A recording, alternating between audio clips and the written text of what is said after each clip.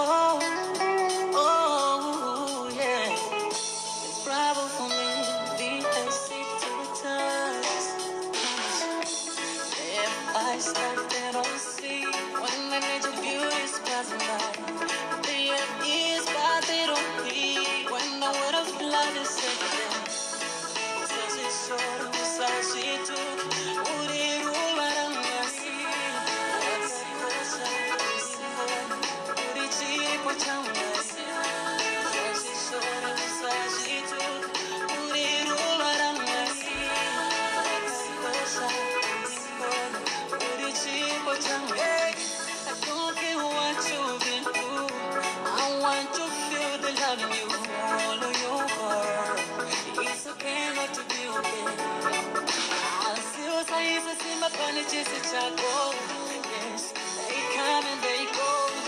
People find you, they don't define the help it is like you.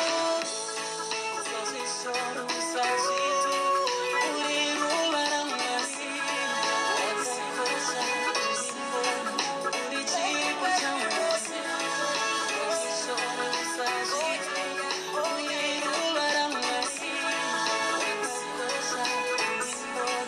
Uri chipo chamasi. When I look into your eyes, self-love, you've lost. I want you to get that trust. Forget about your past. Move on, shake it like glass. Mano mama mbana kume, mano mama mbana kume. Zazada ere kaukure, zazada ere kaukure. Sashi took, uri ruwaram yasi. Uri chipo chamasi. Sashi shora, sashi took, uri ruwaram yasi. Uri chipo chamasi. Eyes but they don't see. When nature beauty's passing by. They have ears but they don't hear. When the weight of love is such a house. Yes, I used to see my punish is a chago. Yes, they come and they go. People find you, they don't define the help it is so she took. Uri ruwaram yasi. That's serious, really?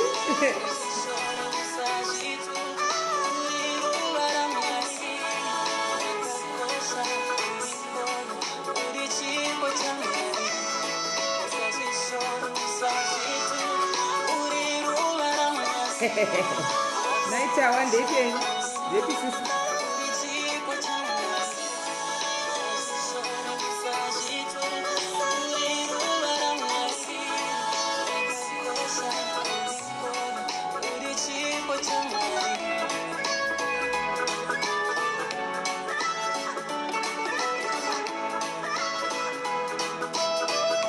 yeah, sorry, man, Nigel.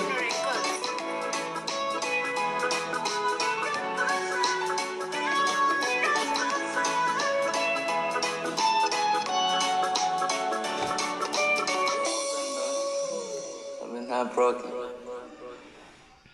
Right, guys. Bedza ivamwe varume uyai muso mabhotoro. Uyai muso mabhotoro, uyai muso maplastic.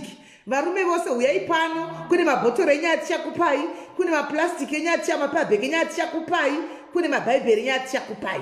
Varume vose dedzanai varume vose vauye pano. Vakadzi vose uyai pano. Toda kuudzana, toda kuonesana kuti mubhodhoro here, plastic here, kana kuti bhaibheri here ndezvipi zvinoshanda handitika. Saka womose uyai pano live ide munhu wese umwe nomwe ane paanokwana nhasi. Patoripo paunokwana, it's either muplastic bag, mubhodhoro kana munhigirigiri, muchigubhu. Handitika mubhodhoro chino ichi ya imomo anomuona. Saka uyai mose tinyatsoonetsana kuti adi takwana pana panyatsona kuti haufa. Uyai tinzwisi.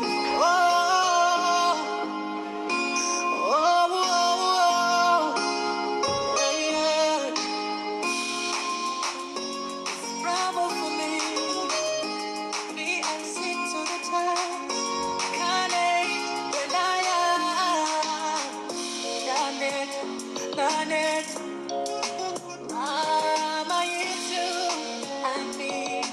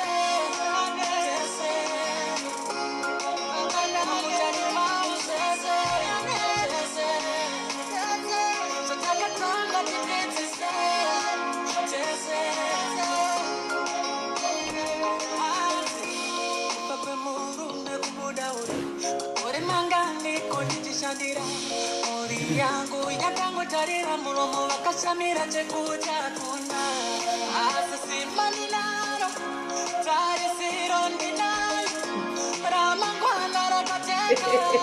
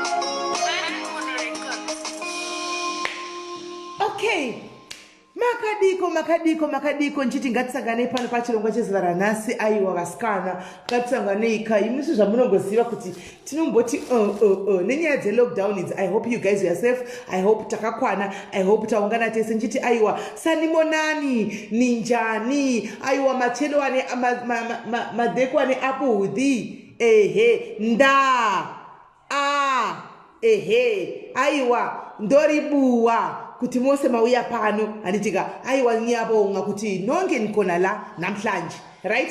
Hey, I want to thank you that you are all here today, guys. Pacha Pabek, muchembere soko, I can see you. Pabek renyiri. Muchembere soko. Pabek renyiri. Ripano, muchembere soko Pabek renyiri. Nasta uyana ropano, Pabek renyiri. Right.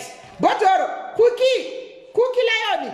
Botoro rako, kudande riri. Ina handiziviwo kuti nderipa Botoro racha. Ina handizivi. Right.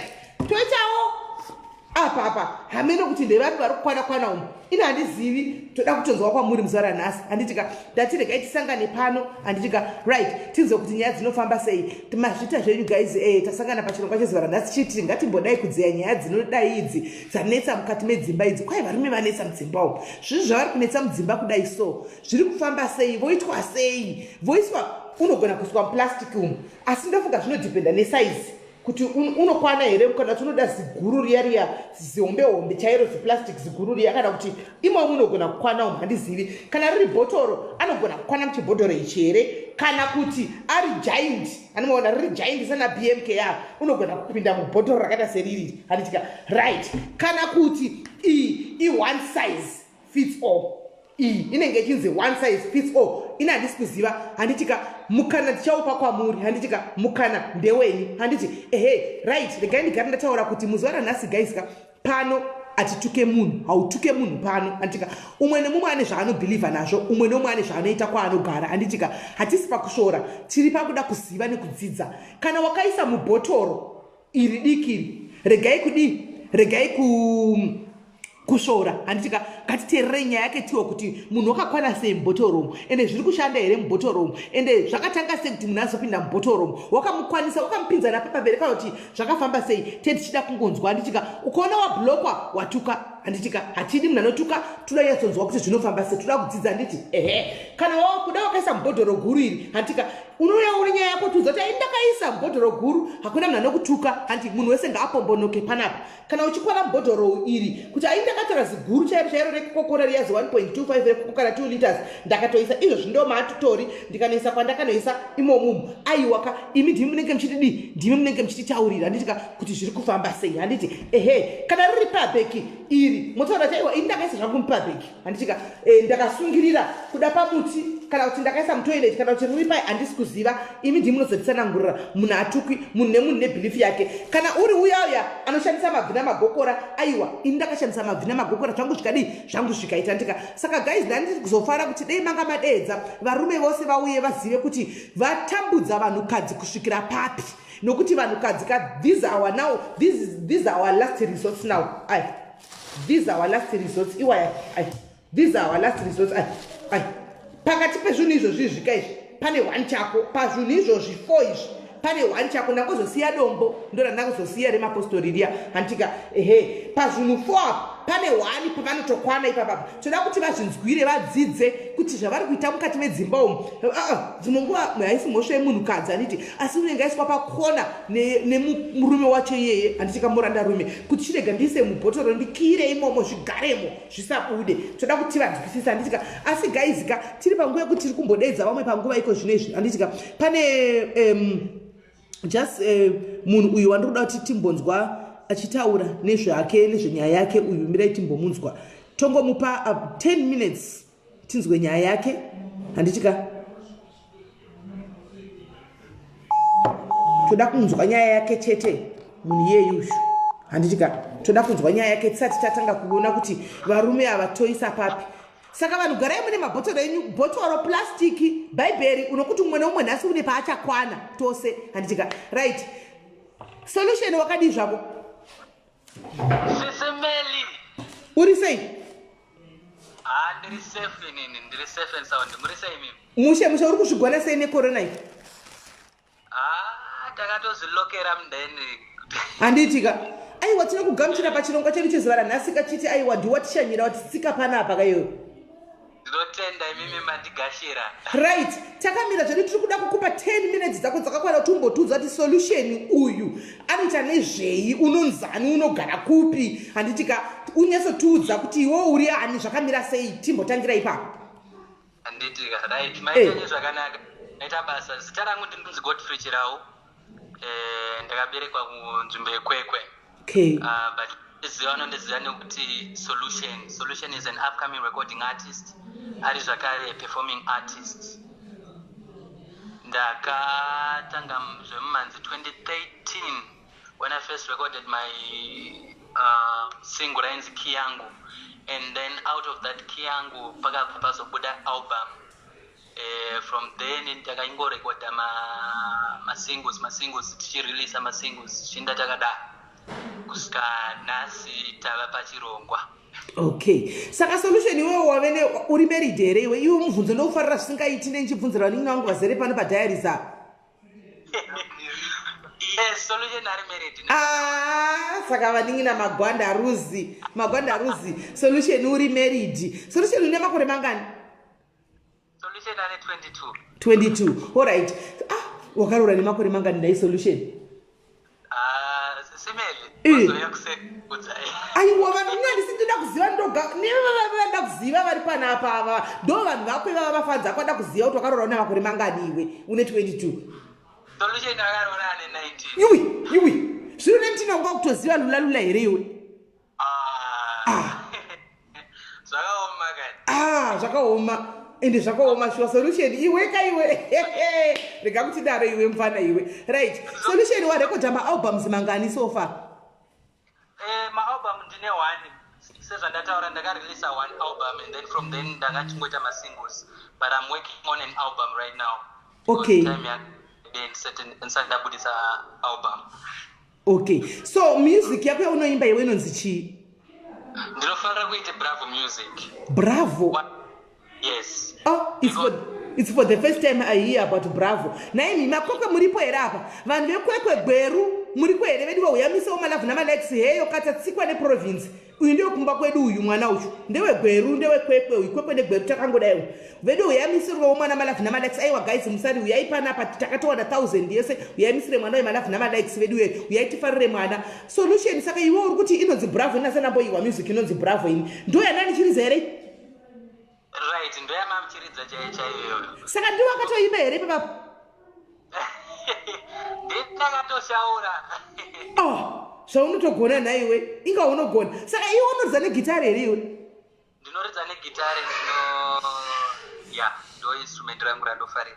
Saka iwe papa uri papa utori negitari rako? Ndogara nditori naro.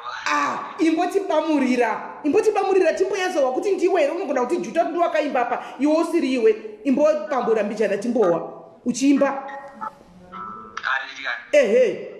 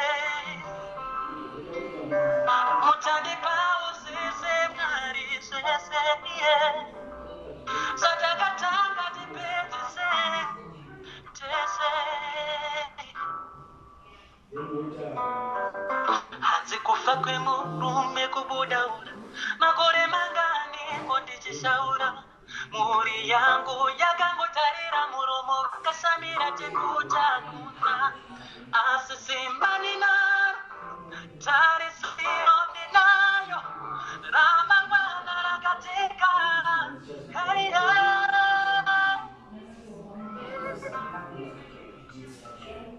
So takatanga tepezese tese abandanet nanet so takatanga tepezese tese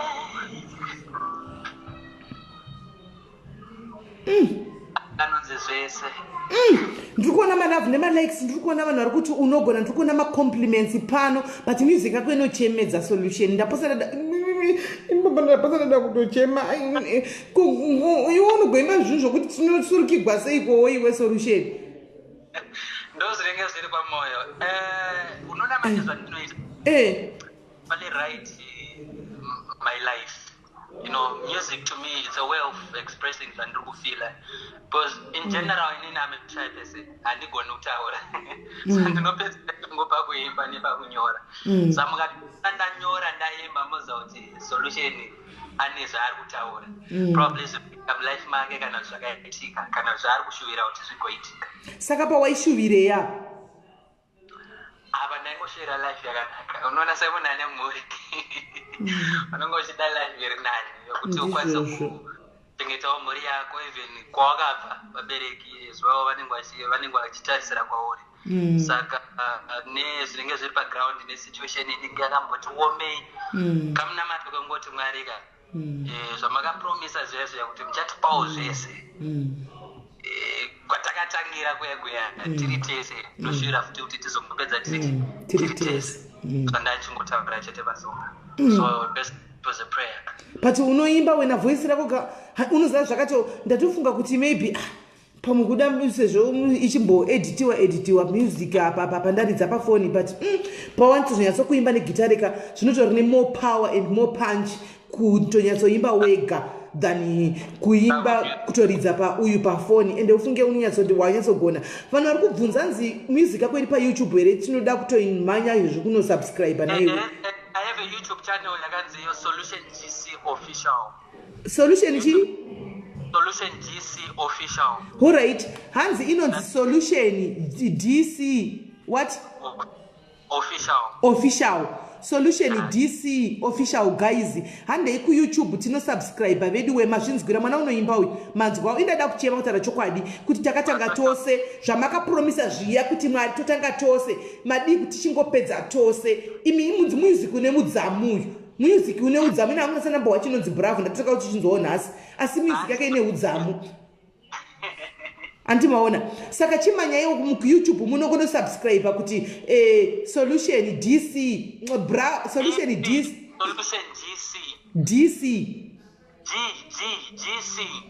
DC Solution GC Official.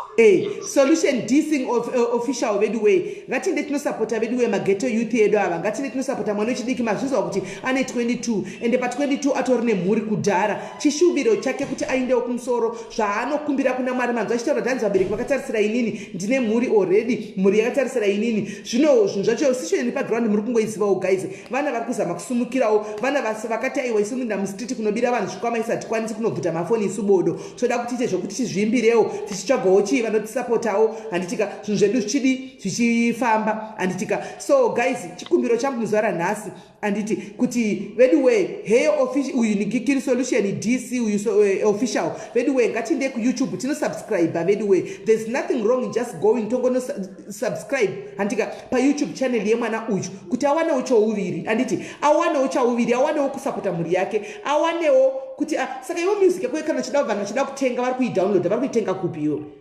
tofana nsati ndane online shop okay saka vanhu tikungono subscribe yedu chete tichingowa yedu music mahara munogona subscribe zvenyu muchimbowa music mahara but vanoda kutenga they can come through as well kuma WhatsApp number inonzi 0714 vanhu vatouya kudhara hanzi tatosubscribes ndikuona masubscribe hobho atodzoka panapa vatodzoka kwaita tobvako handitika veduwe ndifadzaiwo veduwe fadzaiwo mwana uyu veduwe fadzaiwo Mwari ngatimhanyei kuyoutube tinosubscribe veduwe Solution DC Official handei just kungono Solution DC tenders DC G yes hanzi ndi G vamwe vangu vati vanoshayiwa D alright Solution GC Solution GC Officials handei tinosubscribe guys mozati masubscriptions edu akawanda ikoko handitika vanowanawo something handitika anowanawo kuzviraramirawo handiti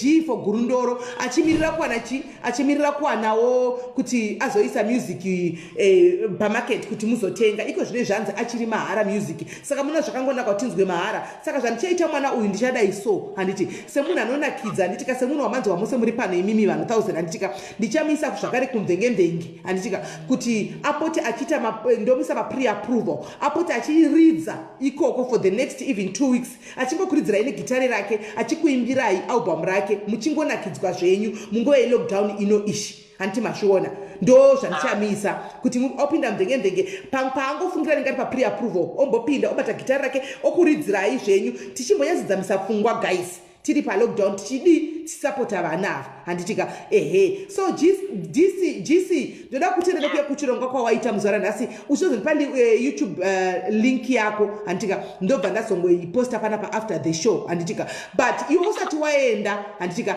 ndoda kuti kuinbox zvakare uzondipa star rako chero anoshandisa pafacebook handitika pamvenge I believe kuti uripo iwe pamvenge utoripo then wondi ndokuisa papre approval zvakare kuti unopota uchimboti paya panenge pasina vanhu kana mangwanani kana manheru kana nguva uchipinda zvako chidi uchimboshaura so antoona vanhu vachingodzeya vanhu vachingonakirwa vanhu vakuziva vanhu vakujaira wozotaura kuti unowanikwa papi kuti vanhu vakurumidze kudi toda kuti maviewers asvike pa1000 handitika kuYouTube handitika so usati waburuka yokuti uende iwewe chaungada kuti ukumbirewo mafans ari pano kana kuti vanhu vese vakaungana pana pachii iwewe vana veZimbabwe.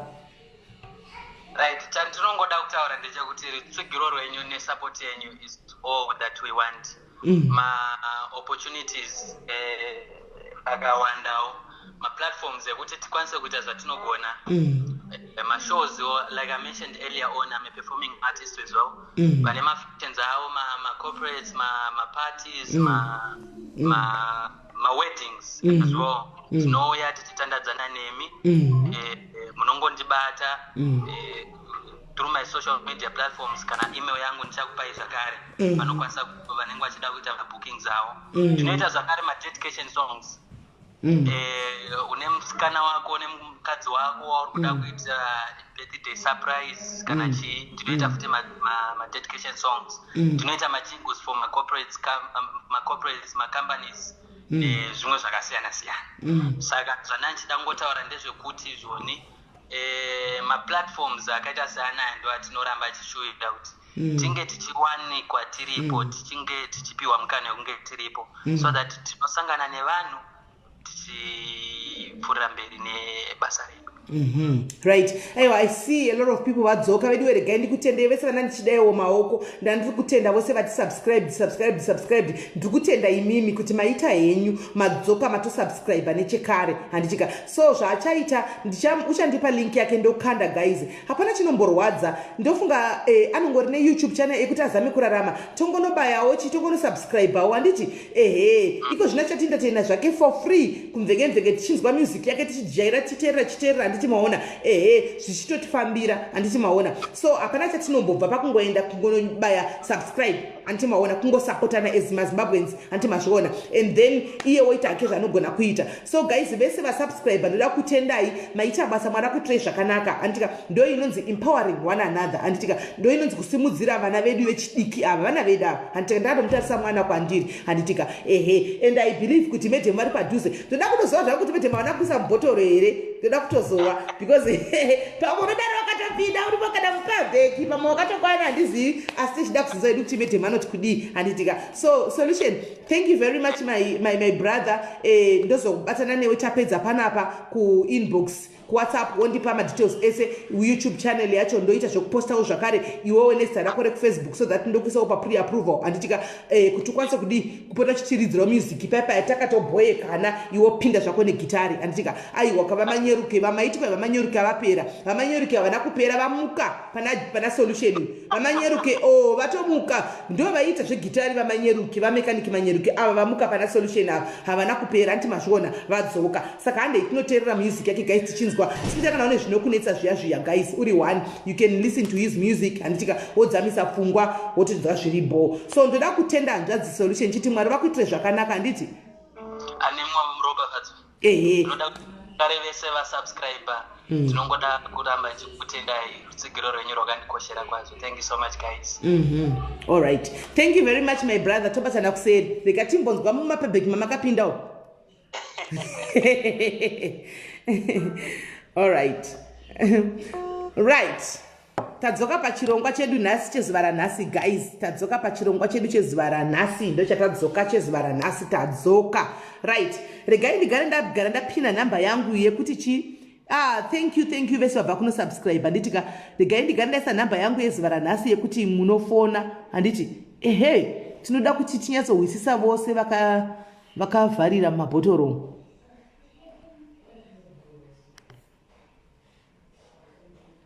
inhamba nhamba yekufona ishi handiti kamaiwe mozoti kwa inhamba hamuna kuiona nhamba yekufona ishi mirai ndiite zvokupina I hope iri kuonekera iyo nhamba yekupina ishu handitika live button rauya rikainda asi ndofunga izvi kai zvipana pakashows akaita seaya akaya hapadi zvokuti munhu aedwe panoda zvokuti munhu angofona just to protect identity yemunhu because tiri vanhu vakasiyana-siyana handiti tiri vanhu vakasiyana-siyana right tavhurira guys ini nehangu varume kwai vanetsa mukati medzimba zvino zvavanetsa mukati medzimba kudai handitika vatofona vanenge vati vatipinda mubhotoro apa kana kuti vakatoisa mubhotoro igatimbovawa igativanzwe makadiko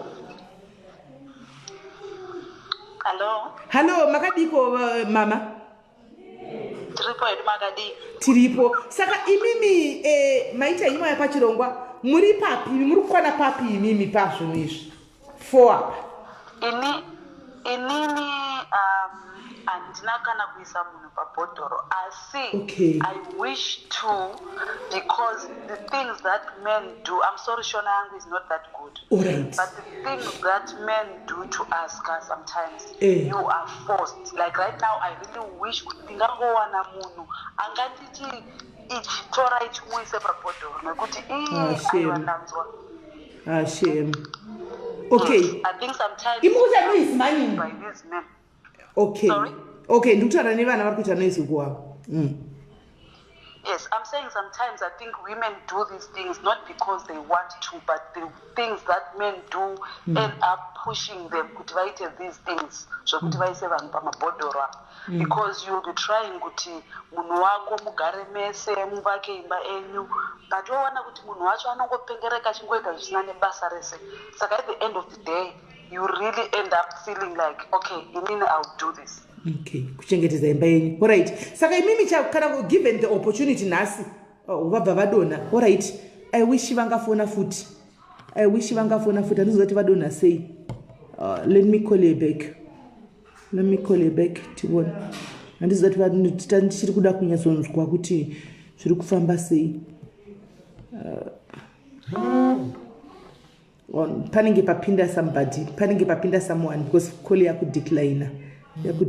Guys, mavanzwa zvinonzwisa tsitsi hanzi like now I think she's vari kudecline call. I think pane zviri kuitika, pane zvaitika. I think ushiri gwapinda ndakusa bhotoro. I think kuda kusa bhotoro uyu anenge apinda because vakudecline call. Guys, but zvinorwadza mwoyo uchinzwa mumwe munhu echikara chii panguva ino. I saw which zvitotadza kuti panguva ino pane zvavari kutosangana nazvo zvisina kumira mushe zviri kuvabata mavanzwa kuti vati kudii, vati zvokuti ndikawana mna ndototi ita chakati ndingatoita hangu kuti ndichengetedze imba yangu because ndiri kunetseka handitika at the present moment kutaridza kuti zvinhu zviri kuitika panguva ino handiti. But anyway ndofunga uyo kuti tivharire mupevabheki kana mubhotoro wabva apinda tisati tanyatsa kuti tinyatsa kubvunza hedu zvakawanda nekunzwisa kuti chingave chii kuti tione kuti vanogona kubatsirika sei handimaona. But I just hope kuti maybe vanogona kusodzoka. Ende ukaona mbudzi yozvarira pavanhu guys kuti nditandirwe mbwa, ukaona mbudzi youya pane chiti kugomerera pavanhu kuda kutsvaga kudi rubatsiro handiti but anyway I hope kuti chavabata handitimaona. Right guys, so maripo vamwe guys kana uripo kaisa mubhodhoro and it's working out for you guys kana kuti vadzoka you have a car. Okay, aiwa ndevamwewo. Right, miraitu You have a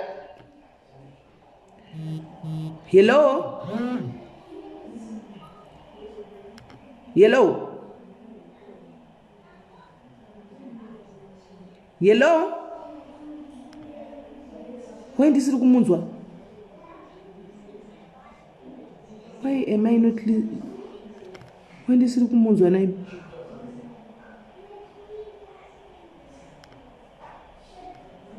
Hello, kola. No, kola handisi kumunzwa ndisine mhaka yei. Regai tinzwe vamukola hamuna kunzwika handisi chaitika chii. Handina kuzva chaitika chii. Regai tinzwe. Hanzi nakola vanga vari panapa zvinoitwa nevanhurume ava zvinotimanikidza tisingade kuti tipesere tavaisa mumabhotoro mumaplastic bag because vedu wega kungoramba uchingonetswa kuti uti uchinje zvevarume wachiona everyday ungovachinja kunge masokisi haibude handitika. Right. Makadi kola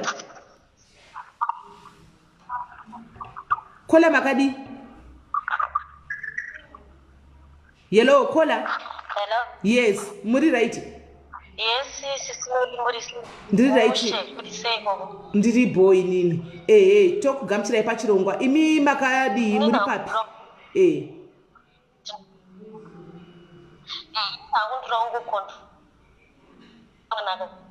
Something. Alright. Varume unopinda uri musande kuchita zvamu. as ibhekwa nemunhu inokutuma kuti unoita zvinhu zvakawanda. Alright. Ini nangu changotaura experience yangu. Ini ndakamurume singaite murume aihura zvokuhura mujoni. Aita zvekudhiraivha mauber.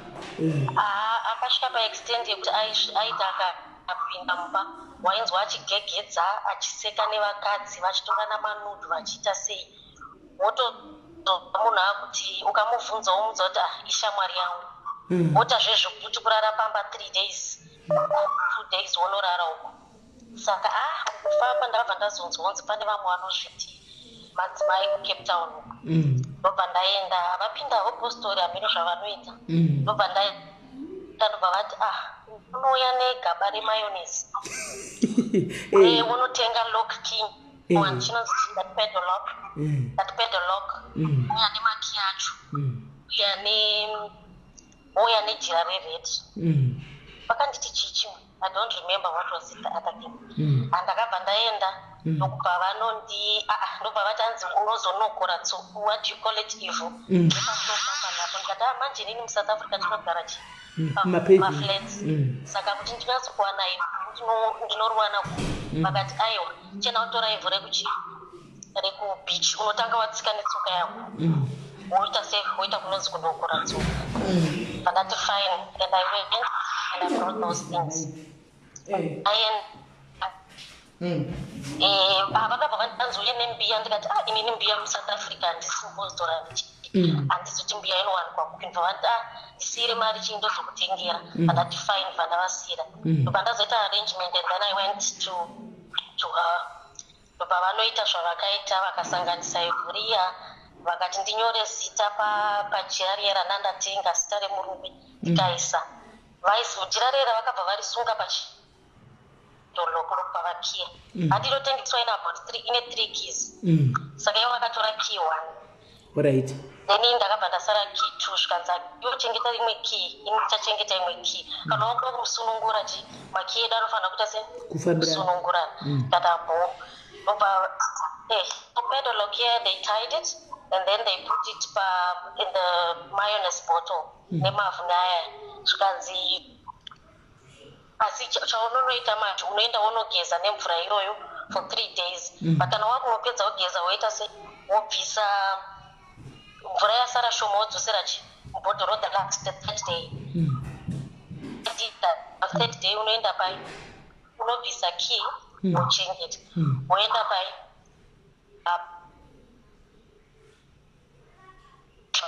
kuita because I was also new to this thing. And then she explained it to me.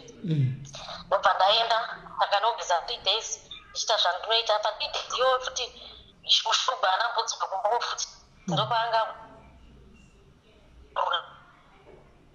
ndokubva ndaenda kudaro ndobva ndaita zvandakaudzwa ndanoputsira bhodhoro iri ndobva ndatora kiya zvikanzi hazvichachinja muchaona after 3 days anenge.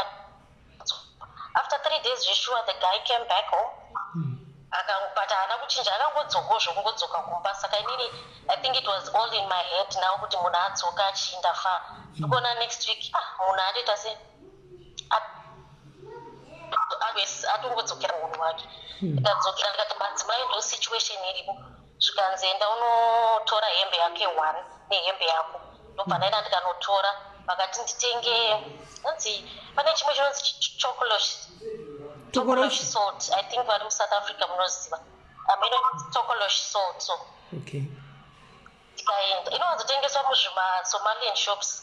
Ndikaenda ndikanoitsvaga Wynberg uko ndikaenda ndikanoitsvaga vakauya vakanditi ndakusungai musabva makasunungura hembe idzi unonogedza nazo 3 days. Handiti vatosafa wakasunungura hembe idzi haafanhi kufa akadziona. Ndikaenda smelly I tried all things zvinhu zvese zvakatoita bed to worse zvokuti ndakabva takatosvika pakurambana. In fact we are no longer together. It didn't work for me because ndakazama zvese ndakazama zvese it didn't work for me. At the end I told myself this is bullshit. Let me leave it. This is bullshit. Ndikaendisiya nazvo. Saka saka vakahaufa. She never asked for money at the stage, but vaingonzi vanobatsira vanhu. Waitoti ukaenda kumba kwavo unoona mota dzisingaiti, ende mumba mavo vaikudza kuti ichi ndakatengerwa neclient after tamitira zvakati, ndakatengerwa neclient after I did this and that. Ndakazosvika vakandifonera ndikati madzimai zvaramba, zvikanzi saka ngatichienda ichi nokugezai kurwizi. Ndikati muno muCape Town tinoenda kurwizi. Zvikanzi aiwa tinoenda kusea. Saka takaenda somewhere kuMusenberg. Pakuseni it was early morning 5 o'clock. Zvikanzi saka munouya I drived kwavaigara ndikanovatora tikaenda kuMusenberg ende kwaitonhora. Ndikasvika ndikadirwa mazi, mvura vachinamata, ndakapindwa nechando zvisingaiti. Kutodzoka kudai kutoona baba vakabva vatoita 1 month asina kudzoka. Ndakabva ndatozosiyana nazvo. Ndikatosiyana nazvo chikiche chana ndakasunga ndakangonochitora. I don't know chichaita sei. Ndakangonochitora ndikabva ndanochikanda mubichi. And that was it. Ndokuparadzana kwatakatoita. Tatova almost a year taparadzana. Saka rini hangu in a nutshell I can say. Zvemabhodhoro izvo I don't know, but from past experience it didn't work out for me because ndakatobuda mari ndichidhiraivha kuvaitogara kure madzimai avo ndichidhiraivha up and down every Wednesday neSunday ndichienda ndichiita kunge munhu anopenga, but it didn't work out for me. Saka inini zvemabhodhoro amene maybe it works for some other people, but inini izvo zvindatova nepeace of mind because pandakatozopedzisira pacho for the last pataendetsana for the last yese ndakapedzisira zingaende kuchechi. Pandakazozvasa zvese I went kuchechi. Handina hangu murume wako achadzoka, but the teachings that I started getting there, I managed to get my life together and I started all over.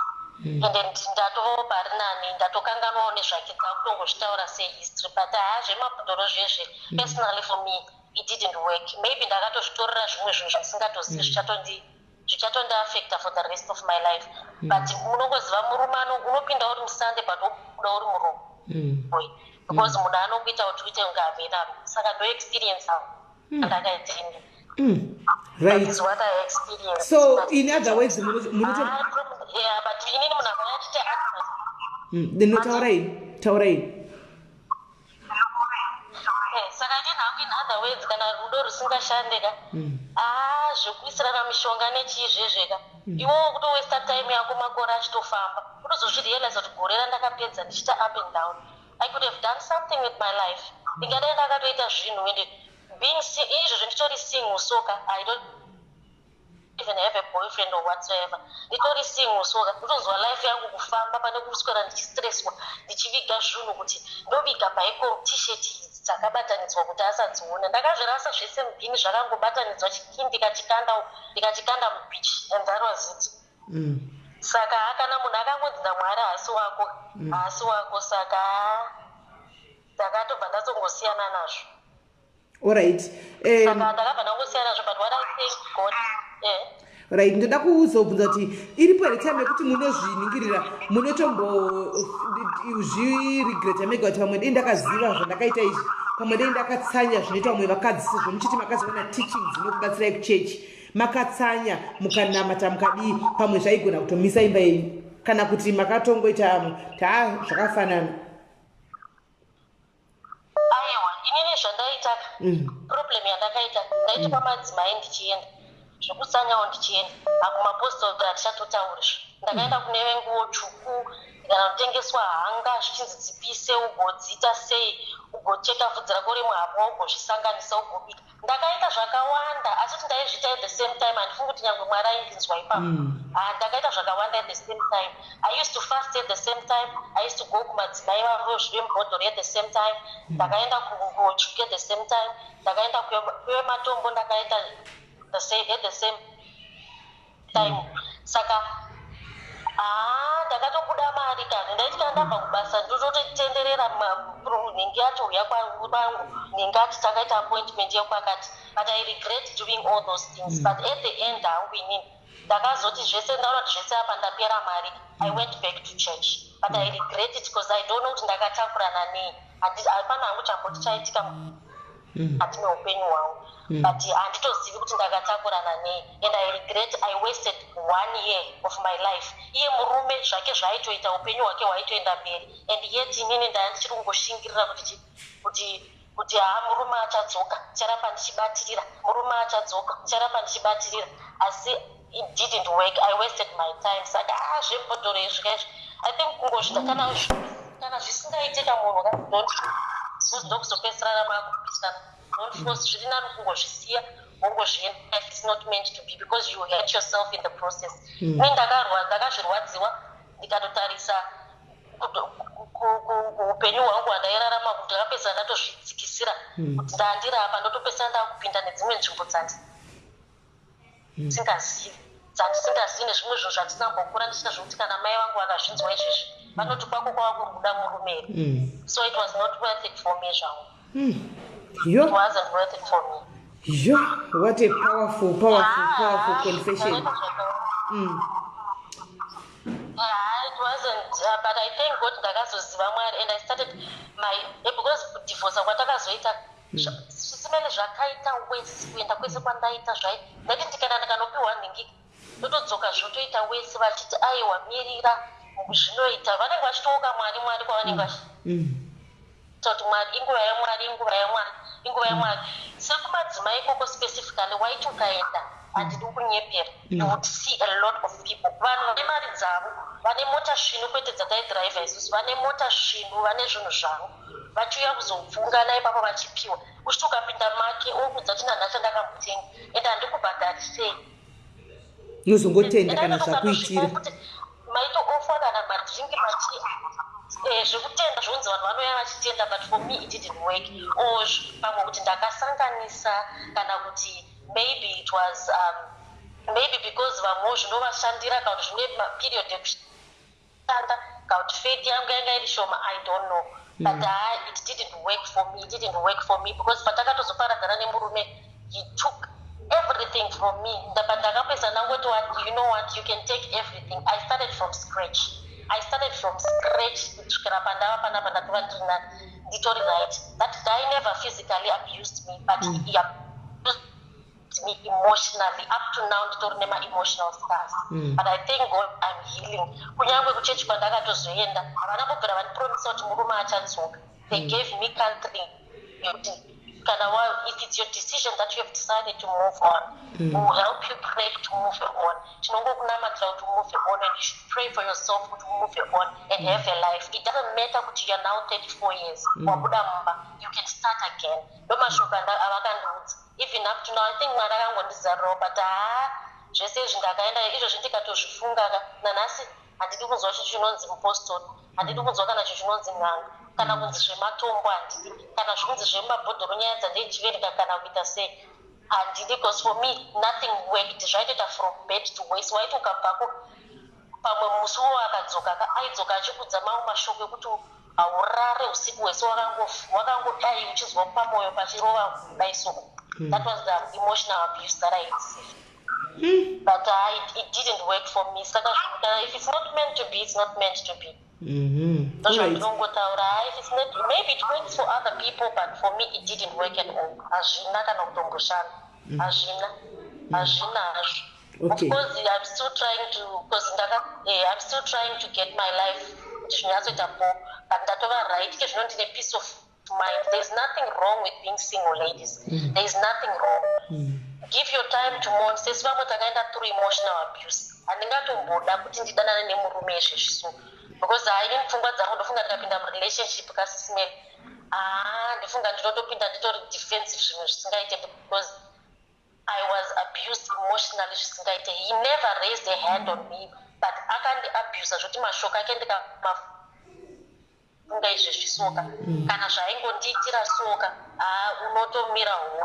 but there is nothing wrong with being single, ladies. Like what I said, I'm actually maybe it's going to affect me I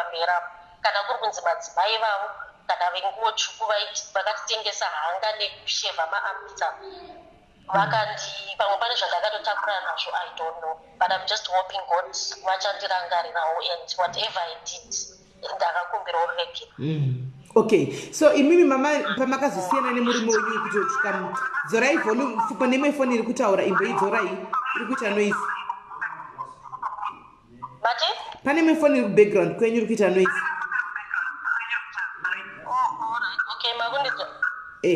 Right, ndiri kuti imimi pamakazotanga kuti mumufambire iri kungoita still noise anyway. Pamakazotanga kuti mumufambire imi murume uyu mamagara mese makore mangani? Anga achingonetsa here kana kuti zvakazotanga pave paya? You have a call. Hello? You have a call. Mama garisana 5 years. 5 years. Saka muchitanga kugarisana imimi. 5 years. Alright, muchitanga kugarisana imimi ndo zvaingoita here kana kuti zvakanaka zvakazochinja papaya? Simberi takanyatsororana handina kutizira takarorana zvakanaka. Tikatorwa zvakanaka. But I think problem yakaitika pa5 years dzedu we were struggling to have a child. Okay. I don't know if that's what pushed him. But pakunetskana kuita mwana ipapo kaSIS MELLY. We went kumahospitals. Takaenda kunana Vincent kunotodhura kuCape Town kunana Vincent Paloti kufertility hospital. We were examined and the doctor said there's nothing wrong with both of you. Hakuna chiri wrong pakati penyu. The only thing chavakangowana vakati inini ndine one blocked tube.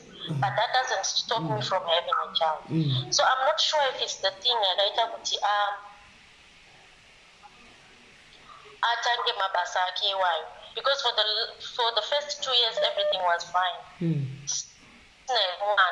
But akazotanga kuchinja behavior yake kana kuti titi I really don't know, but I think maybe the problem emanated from that we couldn't have a child together.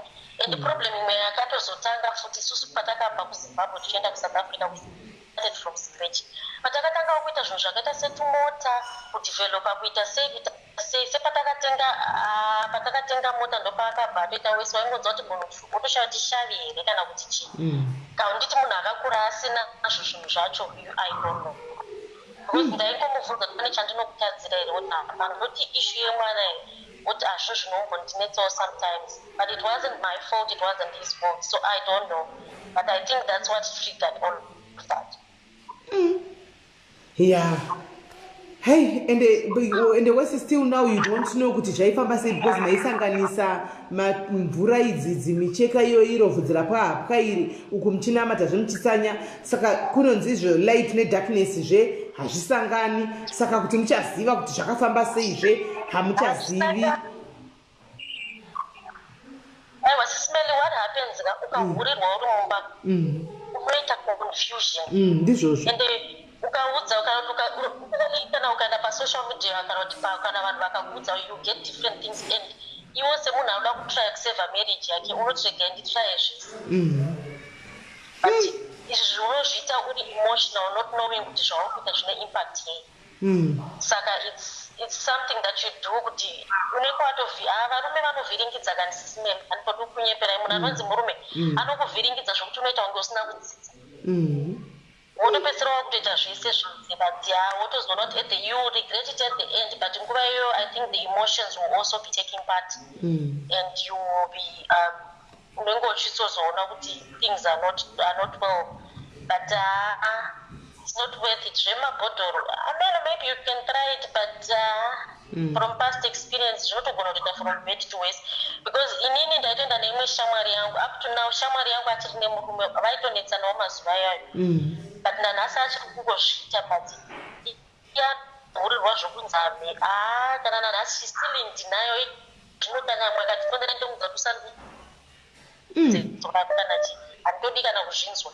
Ndakakuudza kana munhu iye asingaite it's better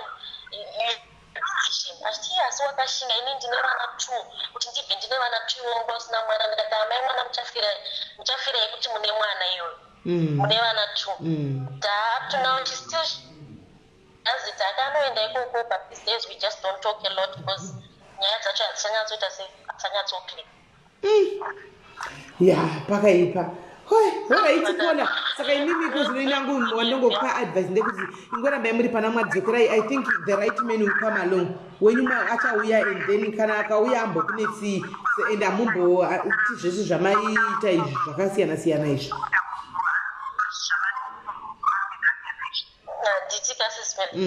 Thank you very much Kola for opening up and sharing your story to us. Maita basa, thank you very much. Bless you. All right, thank you. Bye. All right. Right, tavanzwa kola guys. Kwai ndakatraya zvese nakola, ndakadambura sheti, ndakasunganidza sheti handichimaona, ndakaita nhingirikiri, ndakanzicheka iro vhudzi rekumwedzi zvese izvi. Kola hello. Kola hello. Regai ndidrope because vari kuya nemafoni tutu takuzvinzwa kuseri. Kola hello. Kola hello. Hello. Mukauya kamudzima kafoni imwe iri kuseri kana kuti nyatsonzwana namanje mukauya mune mafoni 2. Mukauya nemafoni 2 hatichanzweka. Kola hello. Kola. You have a call.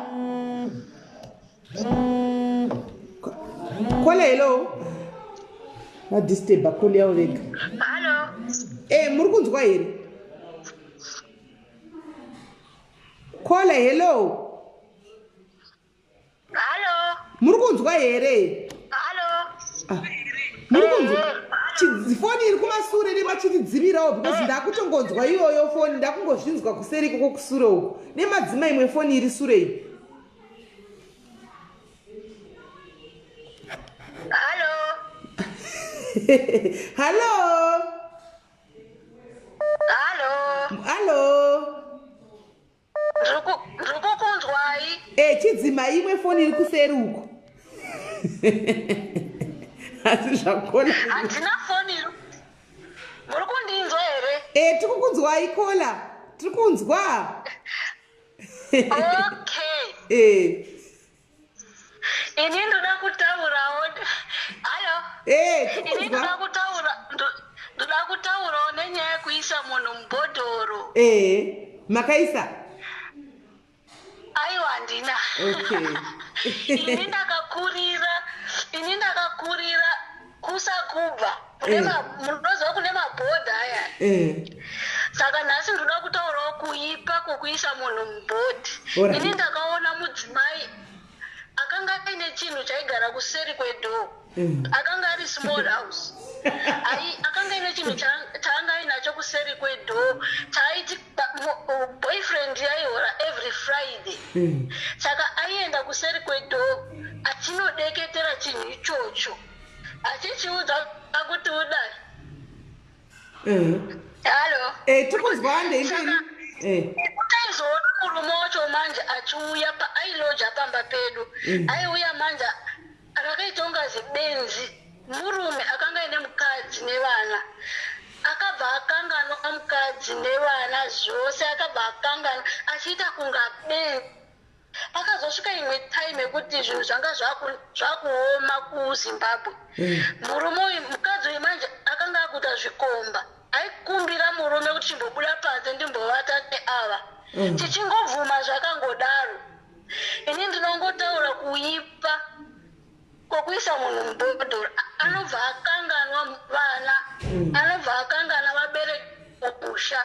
Vamwe vanombohura asi kana vasina kuiswa mumabhodhoro anombopota achibhadhara vana, anoziva kuti ndine vana, ndine mhuri inoda kudya. But kanga aiswa mubhodhoro, ini ndakazviona nemaziso angu, anobva akanganwa vana kuita mastreet kids, achichengeta vana vegirlfriend.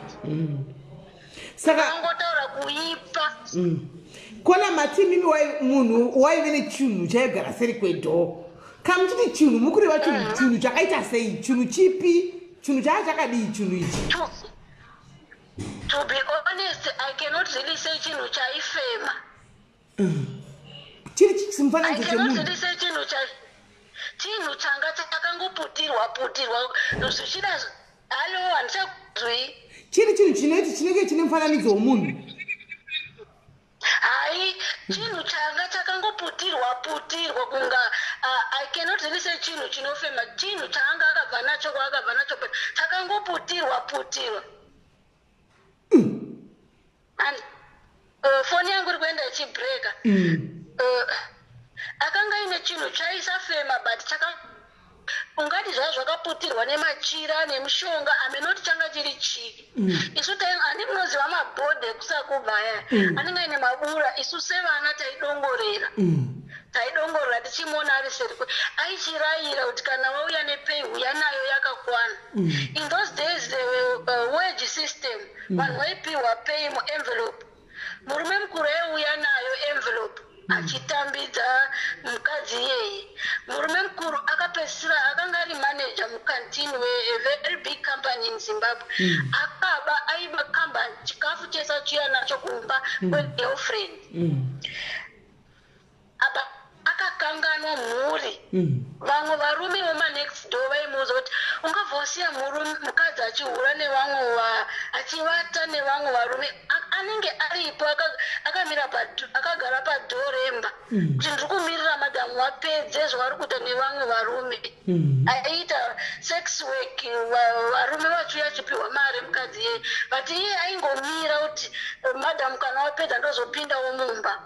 It was that bad kuti ndo zvaiita. Saka inini ndinongoda kutaura kuipa kwazvo. I don't know the origin. Ini ndofunga kuti it's satanic. Because murume anohura but anopota achiziva mhuri achinobhadhara mafees achitenga. Iye manje ndaimuona akabva akanganwa completely.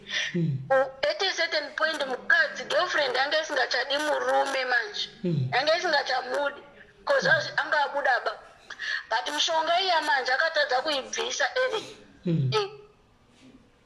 akatadza kuibvisa akanokwira bhasi kuhama dzemurume tsuye mutore munhu wenyu handichamudi but handichagoni kuzvibvisa. Saka hama dzemurume ndo dzakazoya dzikamutora kufamba naye kuchivanhu kunobvisa zvinhu zviya ndokuzoenda ndokuzotanga kudawo mukadzi wake nemhuri. Akazviona todeketera aicontrola seremote control, aingoenda kuseri kwedhoo ongoti ndoda kuti nhasi ipei de uya nepei iba chikafu mukatini uye nacho. Saka ndopamakabva matongoona imimi kuti zvese hamukwani kubhodhoro, hamukwani kubhodha, hamukwani plastic, kopa pepabheki hamukwani, bhaibheri ndo ramunobvuma naro ramunovimba naro kana kuti hamuna henyu munotongozvigarira zvenyu. Aiwa inini ndinobva mubhaibheri. Alright. Ndinobhiliva mubhaibheri but at the same time ndichinamata kudaro handisungi munhu nebhaibheri. Okay. Halo? Tikunzwa hedu. Handizosungi munhu nebhaibheri. Munhu ngaakude kana achikuda. Rudo harumanikidzwi. Kana asingachakudiwo unongobuda nevanawo. You work hard for your family. Haiwa mazvite. Ndochete zvandaingoda kutaura. Mazvite henyu Kola, thank you very much nekutudza nyaya yechinhu cheseri kwedhoo ichi, kuti munhu wakanga achitereketera seri kwedhoo, munhu achiuya nepei yose, munhu achimira pamukova, mukadzi achiitwa lulalulani, vamwe varume mumba, murume ari pamukova achiti ndakamirira kuti madhamu vapedzwe nokuda kwechinhu chaaireketera ichi changa chiri seri kwedhoo. Amba zvakagozha asikana. Anyway, maite henyu ediwe, thank you very much Kola, regai tinzwa mutano yachitikudiwa. Aiwa tinotenda. Hey, zvakuoma kwai kuseri kwedhoo kunogara zvinhu zvinoreketegwa zvokuti kana chinhu chichinge chareketegwa guys, munhu waizouya nepei yose omira pamukova, madhemu achitsvaka zvimwe zvikomba kuti achibvisa chinhu ichi haachakwanisi nokuti wanga akadoisa mubhodhoro imomo munhu uchu handiti munoona. Saka handiziviwo manzwawo tavana Kola number 2 vari kuti no, tave panumber 2 handichikola number 2 vari kuti no, ina hangu bodo, ine hangu zviri nandinamati, ndinoita zvokunamata. Izvi zvindakazvionera munhu waireketera nechinhu chake chaive seri ichi. Handika zvinhu zvakagosha zvopesera pakuti panga patoipa. Handiti regai tizgowa muti vanoti kudii. Kola, hello. Hello. Yes Kola. Yes, it's Melly. Mascara say. Ndaswera maswera sei? Ndiri live. Mutori live chaipo, makatoisa paikwe muri veplastic here, bhotoro here, kana kuti tiri kubhaibheri uku?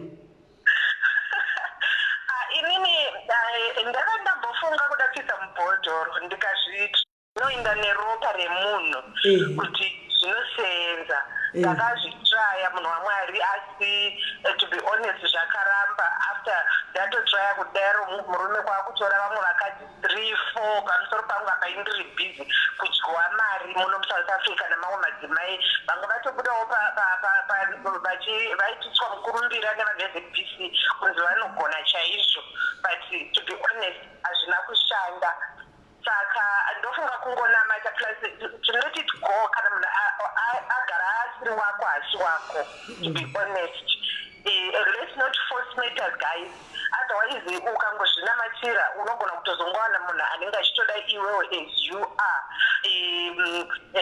ari murume wako uri wega iye akamirirawo iwewe wega handiti munozviona otherwise handifungi kuti zvemabhodhoro zvamaplastiki zvechii zvinoshanda izvi kungogara pamabhi chete uchinamata but men will be men inenge nature yavo zvimo kuda men kuda zvinoshanda but to be honest because ndakaenda kuna madzimai vavo vaitotaura zvekuti ndichitovapo pamba pavo vachitoti ndikuenda ndichienda kunamibia vachifonegwa namwana ndakagadzirira vari kuuk zvavo zvikafamba chigadzira through the phone zvikazori ndikati handofunga ndavawanda this time vanogona kundigadzirira unoda hanzi ndiri kuda 1500 rand nditi mwari wangu 1500 gainborotanga zvishoma zvavanga vandipa after that ndiri kunzwa murume apinda pane imwe nyaya amikisa mumwe mukadzi samwe kunoti after that amikisa mumwe mukadzi samwe ndikati no kudyiwa mari mahara hazvishande zvinhu izvi saka ameno pamwe zvinoshandirawo vamwe asi vamwe to be honest ndofunga zvinenge zvakugara zvichinzi murume uyu hasi wako alright saka makazodii mimi after zvese zvamaiona izvi kuti wamitisapo makazosvika pakuita sei mimi kuti izoyeva kumira imba yenyu I told myself that I think I deserve better. I have to move out of this. Okay, and you moved? Yes, I told myself I deserve better. This cannot be me. Let me just move on. I left the guy. Ndakamusiya. Okay, but matombozama kudisa zvose mazama kumupa zvose. Surviving with 5 wives. Imagine, when I look back in the years, it was big. I was so brave, but decision ndakatora. Yeah, pakaita. 5. Saka these guys, some of them are men. Vana Lucifer, vatombo acheroka namata. Sometimes unotoona kuti hazvibatsiri. Beta kutozvinamatira iwewe life yako neramangwana rako kuti kana wazofa mweya wako unoendepi pano kunamatira mwana umwe munhu handiti mazviona.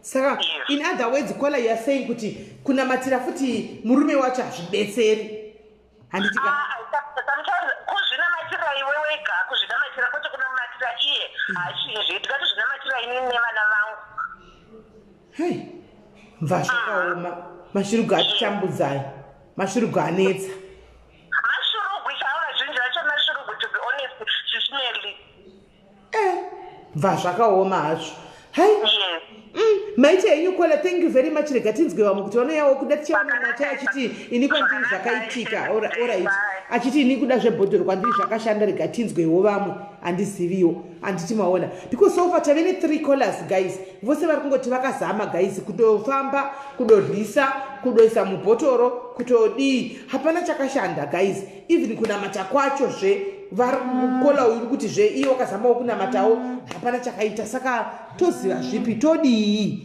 ndo mubvunzo wangu kola hello yes kola maswera sei maswera makadii tiripo makadii zvenyu okay ndatinongoitawo contribution yangu ndakambozviedzawo izvozvi zvekuti murume anogadziriswa but ndakagadzirirwa side nazvo unongobuda mari chete kubuda mari ndoko that is the end result yeah I think munhu kana uchifunga zvokunamata natonamata nemwoyo wese you know hakuna ngonamatira ngoti ndoda kuti murume achinja just ngoti pray for supernatural intervention from God from every aspect of your marriage not just one because dzimwe nguva murume wachona anogona kuimprove mbijana and then kana kuti hama dzachona dzogonetsa or something you know there's always something you know saka I think kazhinji dzimwe nguva kana tafunga kuti toda kunamata dzimwe nguva hatinyatsonamata properly, you know, tinonamata tine ka doubt at the back of our mind, you know. And then, you know, like the Bible says, so and put down to chapter warrior, but don't put out my favorite scripture, Ephesians 6 verse 4. You know, for we wrestle not against flesh and blood, but against principalities, against powers, against rulers of the darkness of this world, and against spiritual wickedness in high places. So I've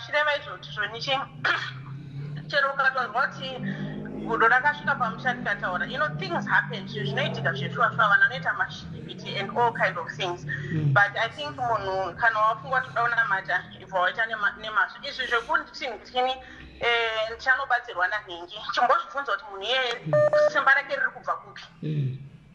ndokwesene kuzvibvunza izvozvo usati waenda kunovhizitira n'anga kana kunovhisa zvibvunzo kuti zvoni simba rachona rinobva kupi munhu akafa munhu iyeye anokwanisa here kumumutsa, you know, which is more powerful, which is the strongest power pakurarama kwedu. Ndo munhu ndo question yaunokwanisa kuzvibvunza. Pana vamwe vanhu vakanopiwa mushonga vakazoda kudzokera kuya vakasvika n'anga yayafa or something, you know, vakasara vaine zvise zvakabata handiti muri kuona. Saka zvibvunzo kuti munhu ari kuona it's just another human being like yourself, you know. Saka anowana kuti simba rekuti apinde mumind yemurume wako iwewe handiti. I control your mind to turn it around to make your relationship work. I think dzimwe nguva ngatimbobvuma kupusiswa kungoita faith, blind faith chai yongoti, you know, and dzimwe nguva futi relationship anenge akatanga nefoundation iri wrong, wamwana anozo issues relationship yacho anditimuona munhu anenge akatorera munhu kana kuti all sorts of things kana kuti relationship yachona enge isiri on a good platform. Saka uda kugadzirisa zvinhu pamberi apo dzimwe nguva zvinobva zvafoira kana kuti makadanana on false pretenses yekuti hachazozvigadzirisa chandiri kuda kuroorwa chete handiti maproblems chazoagadzirisa kumberi uko chandiri kuda kungopinda mumba chete kana ushamwari dzako dzese dzapera kuroorwa. That is your ambition, everyday prayer point fasting every day uchingoti nda kuroorwa mwari ungozongokukandirawo murume zviya ungoti Vanetsa every day ndo prayer point yako handiti. Saka uchingowaroorwa nemunhu iyeye and then instead yekuti uchiri kungwara kuti mwari shwa makandipinza ine shoti kana I wasn't that prayer ndaingofocus on that chigadzirisai zvachona zviripo izvozvo haugadzirisa unomirira kuti paite problem handiti muri kuona. Wakungoapproach everything emotionally ukatodzwa something wobuda ngomanya zvikuedzanisa izvo unototaura namuritu munhu natsobvunza munhu pachokwadi kuti relationship yedu ichiripo here tichiri kudanana here zvisvo munhu ngaalook in the eye akutaurire chokwadi anogona ke kunyepa of course and whatever but kana munhu achidzana ubva utoziva kuti there's a problem. Kana mafunga kuita counseling momboita joint, you know, even chero asingade kuparticipate atongounza some other people to help, you know, kana vari reputation whatever mombozama kugadzirisa usati waenda unotsvaga kunocomplicate a problem from somebody atogarawo zvake kuti andiwe naso, you know, kuclaima kuti anokwanisa kuchinja mind yemunhu wako hakuna zvinhu zvakadaro ndokunyeperana chaiko pafefe. Haiwa ndokufunga kwenyu maita basa tinokutendaiwo nekuuya nekusheya nesu zvamasheya nesu nhasi. Regai tinzwawo vamwe kuti vanoti kudii mave kuda wechi4 ndiri kuverenga wechi4 muri kuti aiwa makazamawo zvakakurambirai kusvika madzokera zvekushoko raMwari, right? Saka pamadzokera kushoko raMwari kwezvino how is it? Pakudzokera kushoko raMwari it is good because zvinopa peace of mind. Ndoziva kuti inini I'm doing my part handiti maybe zvandikuda zvachona zvasati zvanyatsoitika but inini to align myself kuti ndive munhu ari obedient kuna Mwari I am doing that. Kana Mwari azofungawo zvakakodzera at some other point in time to fulfill the hearts of the desires of my heart, then he will do it in his own time. Zvone zvakuda patience nematurity manje. All right. Thank you very much Kwela maita basa kudzidza vedu we hapana munhu anoziva nezvokuti toita sei mukati medzimba umu nemashuruka. Regai tingoona kuti toita sei titodzidzisana ipo pano tichingopanana mazano ipo pano zvabuda musarudzo sofa taapa 4-0 tione kuti tichagumira papi. Alright, moswera zvakanaka maita basa. Alright maita basa nemikola, right? guys kana pane vanogona kutega Ketina Ananias mutegei auye pano cookies Lion Cookies vategei vauye pano anditika tuwane kuti tinzwisise especially Cookie Lion tinyatsonzwa kuti akati inini Mubhodhoro ndinoisa kuti wakati inini Mubhodhoro ndinoisa ndijaidzi animaona toda kunyatsonzwa kuti zvinofamba sei. Hello Kola. Hello SIS MELLY muri sei? Mushe kanjani? Ndiri right. Ndinongo contribute pane nyaya dzeMubhodhoro ina handina hangu kupfura ndakuita zveMubhodhoro muupenyu hwangu. Ndaingotora abu yangu yaingondoti ukaona murume anetsa unongokorobhomba neweti uchibva kudhoo uchipinda mumba nokubikirawo weti yachona muchikafu chekufunda nevanhu. Kola matikudi Kola.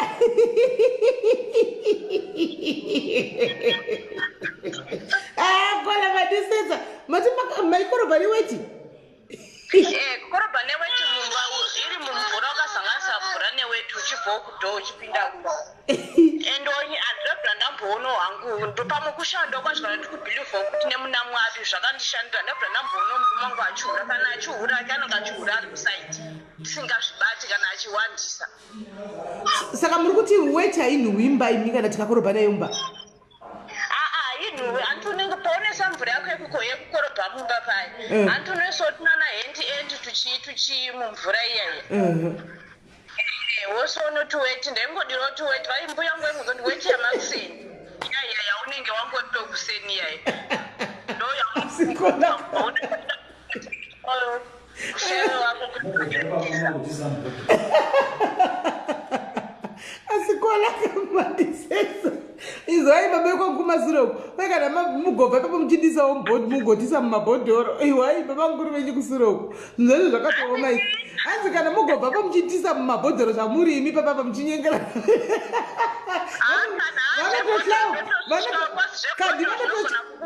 vanototyawo kuswa mumabhodhoro nhai vanototya izvo vakateerera vakavatira vari ukuseri uko kuti tikutaura kuti kudii.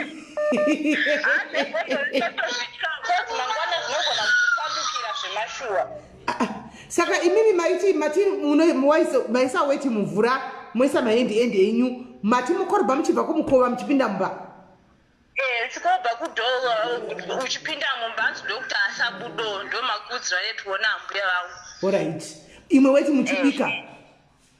Imwe ndichisa muchikafu chaunodya naye kwete nevana chamunodya muri vaviri. Saka maitodlawo nemiweti yacho iyoyo. Unotrayo zvese kuti asabuda. Saka zviri kutonyatsashanda seimba yenyu yakatoya musati mambosangana zvana kudini nyaya yeweti iyoyi? Handisati ndambosangana hangu aine girlfriend pamwe anetu hake kusati murume munongozoti vanhurume avaita avarambirwe but handisati ndambobata anything rudo rwese anongondipa tatowana vana vedu vairi titone 7 years tichigara tese. Saka munokorobha everyday kana kuti mune mazuva ekuti Monday, Wednesday, Friday neweti? Ini ndinozviita everyday but iko zvino zvine lockdown kana varipo handiiti asi kana vasipo ndinototorawo mopi yangu ndotoita izvo zvindoita saizvozvo. Ako kubika apa pamunenge muchibika havana havadleri weti?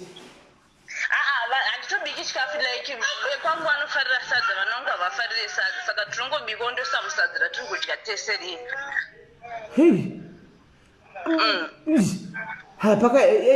Asi kana zvichishanda zviri kushandira Ikola aiwa zviri kuto zimwe zimba yenyu yakamira hayo imba iri yakamira hayo isati yakuzunguzika pamwe ichazozunguzikawo kumberi kwahatizii. Saka matine makore makani muri mumba umu? 7. Nemadochofa padova ne7 nevana vairi. Saka imi zvikero vati hamuna weti yekutambisa? Handina weti yekutambisa. Kola vaya neresipi nyuwani. Kola vaya neresipi nyuwani. Kwaina ndikutoudza hangu vanhu kuti kola vaya neresipi nyuwani. Kola vati ina handiti zvebhotoro, ina handiti zveplastic. Handika indoita zveweti, handiti zvebhaibheri. Ini weti yangu kuseni nchimuka wekutanga iya mbhaketi hendi yangu uchibva kumukova uko uchipinda mumba ndo zvaunoita nazvo time havana weti yekurasha kola vachitoenda kutoileti. Saka munoenda nekape mo kuti muzoisa munhingirira kuti munodi munoenda nepoto kutoileti? Aiwa ndine nepoto. Ndakatenga like chijagi chandakangotenga chakamirira izvozvo chokuti ndinongoitira weti like chijagi zviye zvinoiswa mvura mumafiriji zviya. Saka muri monyabvunzi kuti chijagi ndecheichi kana moenda kutoileti nacho. Hamuchina chokutoileti kana achiona kana kuti muchina toileti nacho achiona.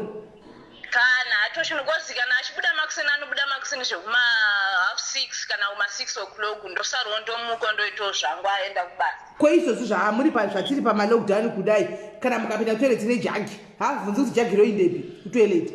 Ndosadanisa kuti kana palockdown ino handisi kuita because handidi kuzobvunzwa zvisina basa kunozengwa kunzwi saka ndozvamunotiita izvozvo. Unongoziya vanobvunza vanhu vacho saka kana aripo kudai handiite ndinotongoitawo zviri normal. Aiwa kola ini hangu tinongoti as long as zviri kutokufayiraika imba yenyu yakamira ka aiwa ngazvikudzwe ngazvindembere. Zvebhodhoro hangu zvebhodhoro kana bhaibheri bhaibheri pamberi kungonamata osamide kuchingoena matremba yako zvanga chimbotira mumakore kuti kana ari wako ndewako kana asiri wako haasi wako. Kana asiri wako haasi wako kana ari wako wakanzi Mwari ndiye wako aiwa anenge ari wako kana wakanzi haasi wako anongobuda achienda. Zvakaoma varume vatitambudza mudzimba umu varume vanetsa asikana zvakaoma asikana vanhu vari kuchema mudzimba mashurugwi mashurugwi zvakaoma. Alright, thank you very much Kola. Lockdown ichapera nekukurumidza kuti muzokurumidza kugadzirisa because mukatozononoka pamwe munozotowana munhu atozoinda mambo kugarisa musati mageza naye weti makorobha neweti nekubika weti munhu akatozotanga kumabasa. Alright, thank you very much Kola. Alright, tisimeleka tipe vamwe mukana. Alright, sure.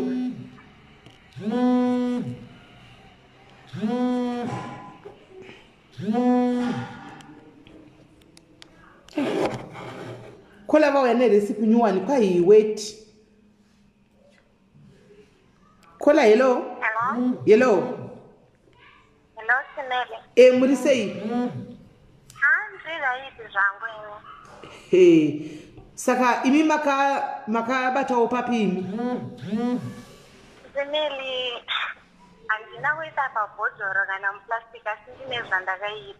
Alright, wedzerai volume yefoni yenyu kuti tinyatsonzwa kuti zvamakaita zvacho zvii, bhotoro hapana, plastic hapana, asi makaita zvamakaita. Wedzerai volume tinyatsonzwa. Makaitei Kola iyi? Makunyatsondinzwa. Takukunzwai. Varume ava ndivo vanokupusha Sinele kuti uzoita zvinhu zvakadaro. Ini ndakarwadzisa Sinele zvekuti vanyen'ena vangu vamwe vachitomakazeni akatovapa mimba. Mafriends angu etanangotamba naye tomuitisa. Iye murume wenyu? Ndopaenda zvosvika pakuti mimba enda kusiya. But iye akabva ndibata tatowedzana kuita kusiyana ndopa auye kwanangada kugara. Ndokundibata ndokwandiita kufambira. Saka ndabva ndaona kuti ndika ndimurwadzisewo. Ndobva ndaenda kuna umwe gogo wandakaenda wakanzi anokwanisa kundibatsira. Ndobva vandokwangira wakandipa wakandudza kuti unoshandisa sei. Saka ndaishandisa nezita. Saka zai ndaishandisa zai neboila zai rafu. Nemushonga nendawisa mufoti imomanenge. Foni yenyu volume iri pasi so handisiziva kuti chii. Itai tatagumira pazai apa. Hamino tingata sekuti volume itikurumidze itiwedzere mukudze mudenga bichana. Ndiri kuti nemushonga wandakapiwa. Alright, takunzwa. Mushonga uyu ndainzi ndinoisa kana riri zai woshanda nezai kana nenyama. Zai ndairibhoila nemushonga uyu wandanga ndapiwa nevamwe amboyo. Saka zai riri ndaribhoila raibva. Ndesera ndakaripfeka. Makaripfeka? Kuripfeka kuzaso. Nemakandaro? Ndakadaro zuva rese. Nemakanda? Ndairimenya. Maimenya, alright. Ndozomupa odi. Okay. Pamaizomupa, pamaizoriburitsa zai riya moisa mushonga waya mochimupa odya. Kana ndinenge ndaisa mushonga kudhara parinoboila paya pakungori budisa netsvina yaro nokuda rinenge zvakaita waiziyaziya pakutongoteka pamayonesi kutodya motomupa odya ndikaona atochinja kuchinja kwokuita beta here kana kuti wese toita beta kana kutozombaura kuti kana kawani iya zvino anotoita zvandoda inini nyama kungosera ndakaipfeka zuva rese ndozvibudisa ndotoifraya ndotomupa odya nesadza saka nyama yamunoswera makapfeka iyi inenge yakakura zvakadii inenge ndichingonoti inokwana kuti ndipfeke tatemiyoni saka pamunozobika nyama iyi munozoibika iri separate nechikafu chamunodya nevana imi kana kuti munobika pamwe chete because inobuda kane tsvina inenge iri yacho chete smell inandidya vanonga vazi saka haabvunze here kuti kosei pachibikwa mapoto maviri pambapa nditomukise naatombozvione sesimeli kana une problem yako unotomhanya nekuvharavhara unenge uchitoziva anowana ndabika kudhara zvinhu zvangova redi saka nyama iyi munoswera nayo kana kuti zairi zuva rose makatoisa zuva rese ndakaiisa ndotozobisa ndofraya ndakunoda kuzoya ndogesa zvangu kutozivisa ise mweya wenyama uyawo saka anofarira mazai uye murume wenyu anomafarira mazai ipo pavashandira vakatisa kuti afarire mazai nenyama iyoyo okay saka hatombonzwi even mweya uya kuti rabuda pane mweya uri kubuda kana kuti chii because munenge maiswa tusalad cream tumayonesi kana anotodya zviti akatosvika musi ndenge ndarega kuzvita notosvika waufa mazai aiwa saka mane makore mangani makaroorana uzinodza 7 years 7 years ende mugere zvakanaka kubva hambi kupa mazvitanga zvemazai nenyama izvi no dambudziko nothing no kuona mameseji nokuhurigwa kana achisa mhino but mafoni tinotsinzana kungobuda kutofona uri sei wasara sei wadyei wasera sei zvanga zvamboii ndiri murudo saka imi zvakakushanda handiri kuita hangu zvinorwadza nyange kuti zvichivanzazi yangu asi akandirwadzisawo ndiye akandichenja zero zvisimeli kuti munhu anouya chirara nemunhu pasaiti pako vaning'ina vako vese mafriends ako ese kokuitira kure okay saka muri kuti aito zvikurwadzisai pakuti aitouya nemuning'ina wenyu imimi aitorara naye muripo akatopavavesovana muning'ina wenyu nevaning'ina vangu nekuda kwake akavapa vana apauya neumwe otisonerai uko orara naye futi iwo oripo nekurova irova kozi saka ndisingakwanise kana kuzoisa ndairohwa zvingaite totonzirara pasi mumba imomo vachiita zvavanoita ndirimo ndichiona saka in your case it was a case of revenge but pakurevenge apa zvakakushandira it worked for you ine ndichiita ndeti ndoda kungorivenga ndichitani naye but ndikaziona munhu achinja atova more lovely zvisingaiti ndokutozopfeka ndizosererani naye saka manga maenda kuna madzimbuya here kana kuti kuna madzibaba here kana kuti mapostori kana kuti vakanga maenda kune vanhu vechivanhu chaivo chaivo right airtime yake yapera anga achifana neairtime straight right kola vari kuti ivo nyama yakavashandira handitika zai riri kuvashandira vanoswera vakazvisira zinhi ravo renyama zasuku kana kuti zizai ravo zasuku time vozoribisa handitika vobikira munhu unyatsolambasta handitimaona onyatsodya kola hello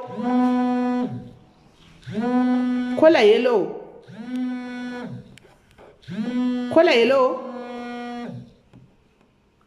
kola hello kola hello kola hello kola hello right regaiti vabvisetise vamwe guys takaona paine umwe ichiramba kupinda nditika panenge pane umwe anenge aripo ngatiregei umwe tikaona tichifona isingapindi panenge pane umwe aripo ngatimirirei mumwe apedze tozopindawo handitika kola hello tiripo makadii zvenyu kola ndinonzwa zvinotyisa panapa mahlaya Unenge uchifunga kuti uroyi huriko hwevanofamba nemabhasiketi chete apa. Asi vakadzi tatotena into varoyi. Let me start off by saying inini hangu hapana chandakaita because ndakakurumidza ndakafirwa way too early ndikazogara 17 more years before I remarried. Saka zvemubhodhoro zvemaplastiki zvekupfeka nyama izvi handina kuzviita nezvekupukuta newechi. Asi chakutondinetsawo handina kuzviita pamwe dai ndakagara nemurume for a long time ndisina kufirwa pamwe ndingadai ndakaonawo ndakazviita ndisiri kushora vari kuzviita iko zvino. Asi mubvunzo wangu kuti kumadzimai atishera zvino kana muchipukuta newechi dzenyu kubvira mumba muchipinda kubvira kudhoo muchipinda mumba muchizobika newechi muchidya mese 3-2 weduwe utano hwenyu huri kuitei? Vemazai ava nenyama vari kubikira mwana wamumwe munhu, nyama yaswera iri kunhasi vozotora wabikira mwana wumwe munhu. Vari kumbofungawo kuti kana vaine mwana mukomana ndozvichange zvichiitirwa mwana wavo mukomana iyi. Ndashushikana nezvandiri kunzwa pano nhasi. Mwana wangu my eldest boy is 27. Zvakutondipaka kuti ndiiteka kugunun'una nemusikana wainaye kuti pamwe ndozvaachandachiitira mwana wangu. Mwari SIS MELLY musaseke zvinhu. Ndakutotambura ndichatopika attitude ndikamuona nekuti ndakutongofungira kuti achange achibikira mwana wangu achiisa nyama kunhasu. Chokwadi vakadzi tinombo ngatichirege kutaura zvevaroyi nekuti isusu vakadzi tatovaroyiwo zvechuo. Asi vakoma saka imoda kuzodii mwana warega kuroora here just because madzi kaunhu ari kuchitaurira nyaya dzavo pano kuti sino zvotakaita dzimba dzedu dzimire. Ndakutoti mwana tsvaga murungu.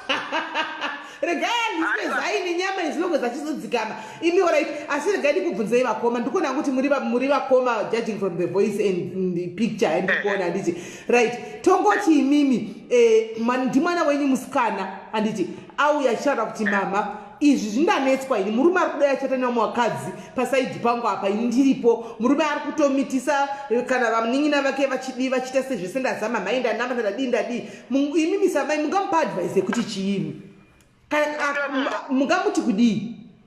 Buda mumba hazi wako kana achikuitira maminamina ekuya kuzorara nevamwe vanhu iwe uripo. SIS MELLY haazi wako imba imire nekunamwa neglue nekuti glue richasvika pakubva. Zvino kana uchinama imba nekuglue uchipukuta neweti every day kusare kunge tiri palockdown kubvira uko uchiuya uku uchibika mazai uchiisa uku kunama neglue hazvizi zvako buda zvakundidzosera mukuti. Inini kana ndichitaura I know people think kuti ndiri emotional but ndiyo itori topic yangu. Zvakundipa pakuti makudzirwo atakaitwa pachibhoyi pedu mamwe akashata nekuti akatilidha kuti tingofunga kuti unzi misisi ndokuti uwane status mukati meupenyu. Ndo problem yakupa kuti vana vedu vanamanidze neglue marriages avo whereas they should be getting out.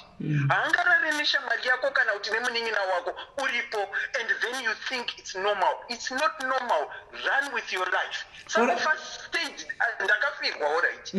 Ndakagara 17 years ndisina munhu. You can stay.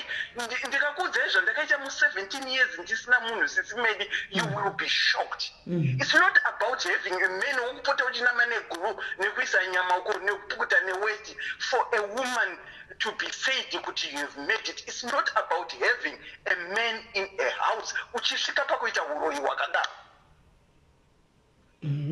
Saka imi muri kuti uroyi 100%. Siya nechine kupika mabhasiketi vachinodonhera pamaposteri kudzokono yeti takafanana then. Okay, kosaka ndida kubvunza pakuti mati mwana mukati kune mwana walk away mwana akati aiwa mama inaiwo I'm not going to walk away because I love my husband. Zvimodi zvimoita sei? Ndinomusiya akadaro asi ndinenge ndamuudza. Ndinomusiya akadaro nekuti ndiye akuda.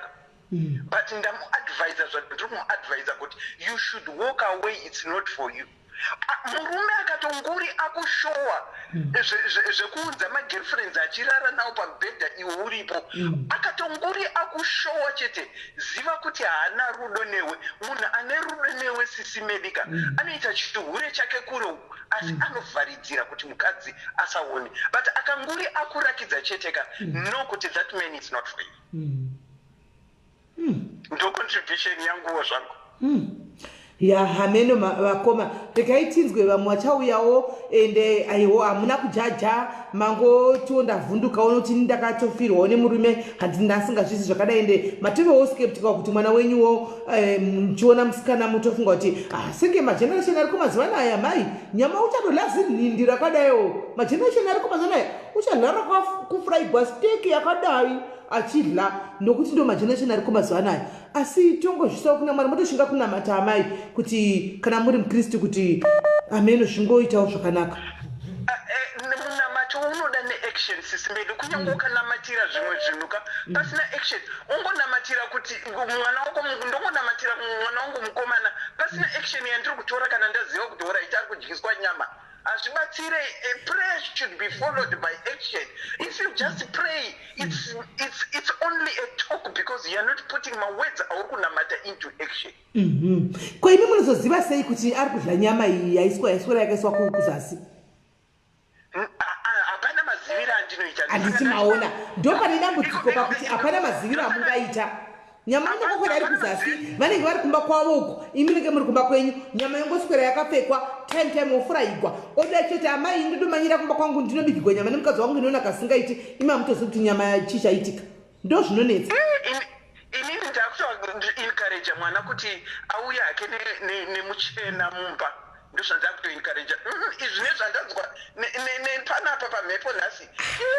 Saka imi nokoma muri kuti vachena havadyi nyama idzodze kana kuti havadyswi nyama idzodzi kuti vachena vangadyise varume izvozvizvi izvozvo handifunge sisimeli. Kufunga kwenyu but kungoti hedu hatina muchena pano asi tikagona kuwana munhu chaiche kana wechivanhu anogona kana kuti anoita zvechifortune teller uya anogona kutodza kuti pamwe kune varungu vanochiitawo nzira dzavo dzokuti pamwe kutopfekawo nyama idzodzi kana 3 days chaidzo kwete 1 day.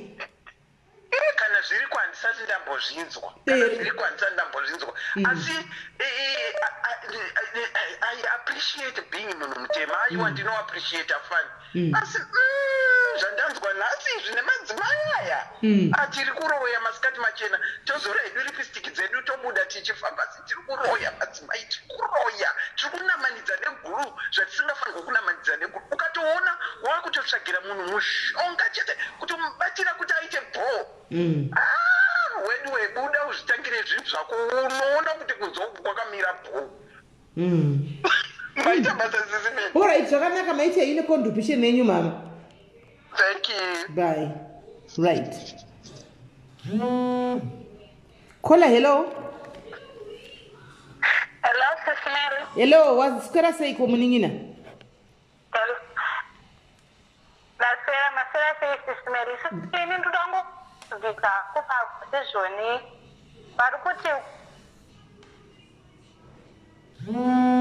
uroi inangu kutizvonika mufuira rudo mufuira rudo kana munhu angoropa rake rangoenderana nazvo zvekuti umudyise umupfuwire mutongoita izvozvo because hakuna imba inomiswa nemvura izvozvo hazvitomboiti takambozipinda imba tikazama kudzimisa nemvura dzakaramba. Saka makazoita sei yakatoramba zvachose nenyaya yemvura muna kuitawo zvenyama kana zvebhodhoro kana zveplastiki? Ini nangu handina kumboita chinhu because ndandiri mwana mudikiwo wanguwo murume akahwapurwa nevanoziva zvekuita izvozvo zvenyama nechichii saka ndiri kungoti izvoni kana ropa remunhu rakuenderana because variko vamwe vasingadyisi kwozoita vamwe vanodyisika dyisa munhu because zvinhu zvagara zviriko kubvira kudhara vana mbuya vedu vaipfeka mishonga kuzasi it's a way yekukipa murume kuti murume arambe ari kudhuze newe saka zvina zvazvinotomboshamisa because mashurugu anoshungurudza ukatomuwana kana kutodye dhodhi chairo mudyise kuti mugare zvakanaka. Alright. Saka imi yakutaura kuti vanhu ngavadliswe mashurugu ngavadliswe kana anetsa. mashurugu ngaadyiso because dheva inochema vakadzi so inorwadza saka mashurugu ngaadyiso kana ukana zviri kuenderana naye mudyise kuti ugare zvakanaka because haungafambi kauchinzi because unonzi zvoni it's not working siya it's not working siya kwazvichanoshanda ndekupi hakuna kwazvichanoshanda saka ukatobowana mukana iwo ushandise natokushandisa zvesimba kuti mashurugu adye hatidi hamutemadhoko atisingachati vanhu ngavadye anenge atori netupoto twake tunogara kwako twega tokuti achidya ari kuri ikoko because tine kuororwa woita vana tsvuku neimwe mereji wosiya zvonzi hazvisi kushanda woita holi pakaipa boyfriend vari kukutamba lefriset chasara kuti uite kutodyisa munhu haiwa waita kumuningira. Thank you very much. Wauya ukataura zvaunofunga chaizvo kuti ndatini shurugu ngaridliswe pamwe dei wakadlisa panguva iyoyo pamwe dei uri mumba mako hameno right abva adona kwaina kola munhu ngaadli. Ini ndinoti munhu ngaadliswe nokuti mashurugu anoshungurudza vana vavanhu vanochema saka indiyoti shurugu ngaridle sekudla ndikolawo vadaro afa regai timbowawo vamwe. Kola yellow. Kola yellow. Yellow kola. Muri sei. Ndiri boss SIS MELLY. Ndira kukudzewo nyaya yangu yekudyiswa iyoyi. Ndaigara namainini wangu. Saka pataigara kudaroka saka vanga vane murume wavo aibuda panze achita semagirlfriend saka vainditi ndiperekedzawo saka ndaivaperekedzawo kun'anga kana kuti kumapostori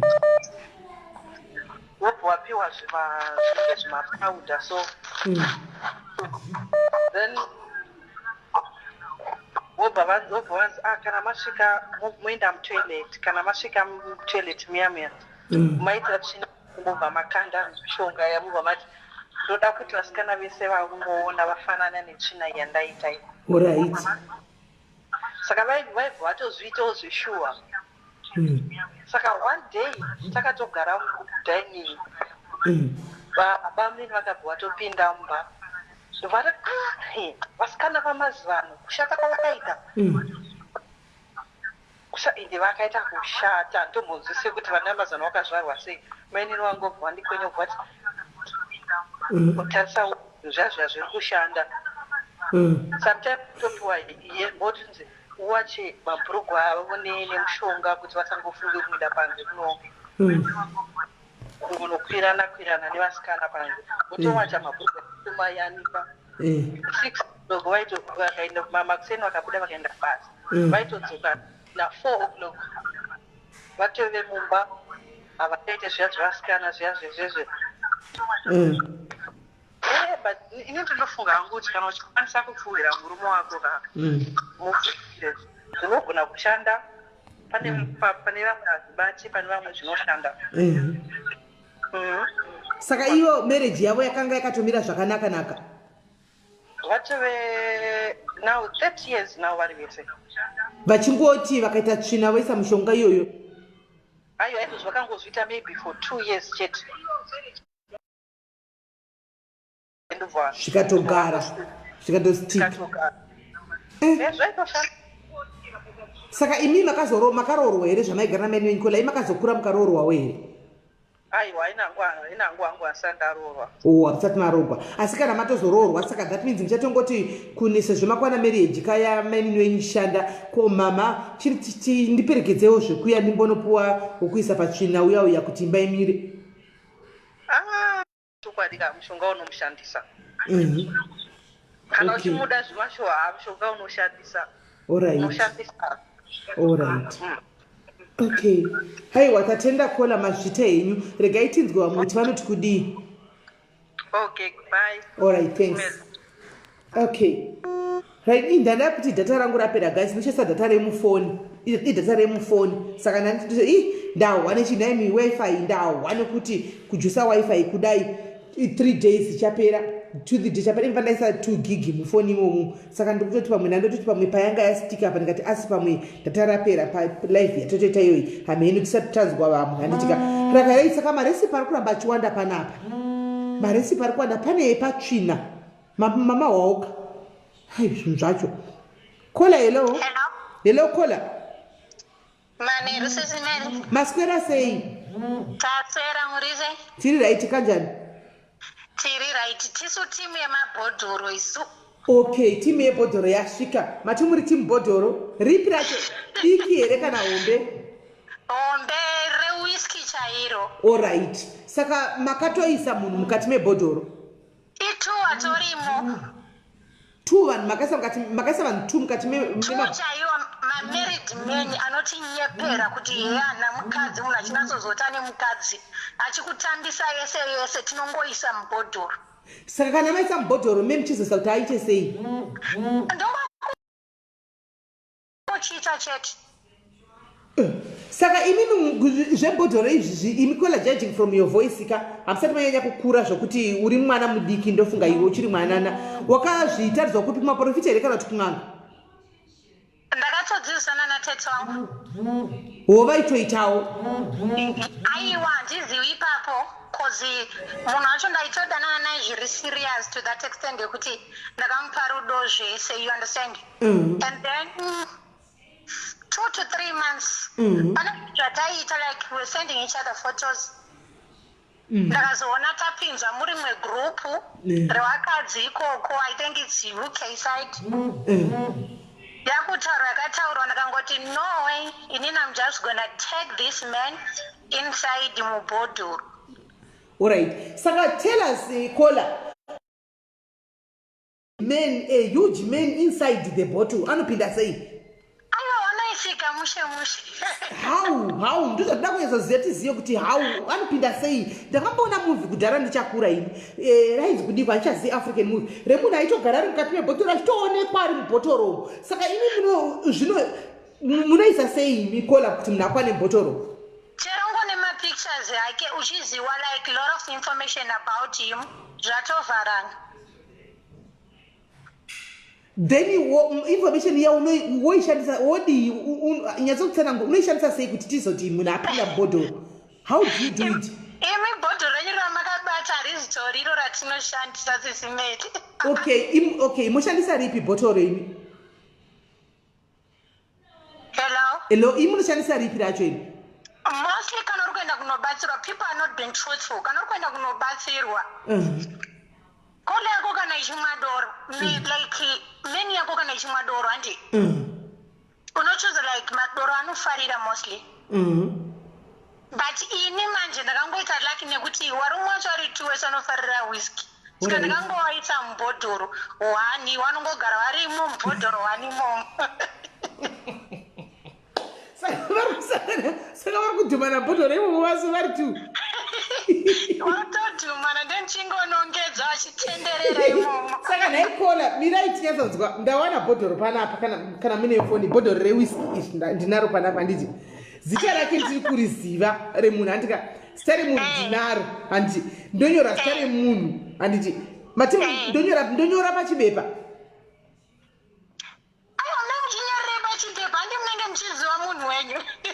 Saka ini chinoda kuziva ndechekuti anozopinda sei Mubhodhoro rewhisky iri handika ndoda kudochiva doi panguva kwano. Saka ndinoda kuvaisawo ndovaisa sei izvozvo?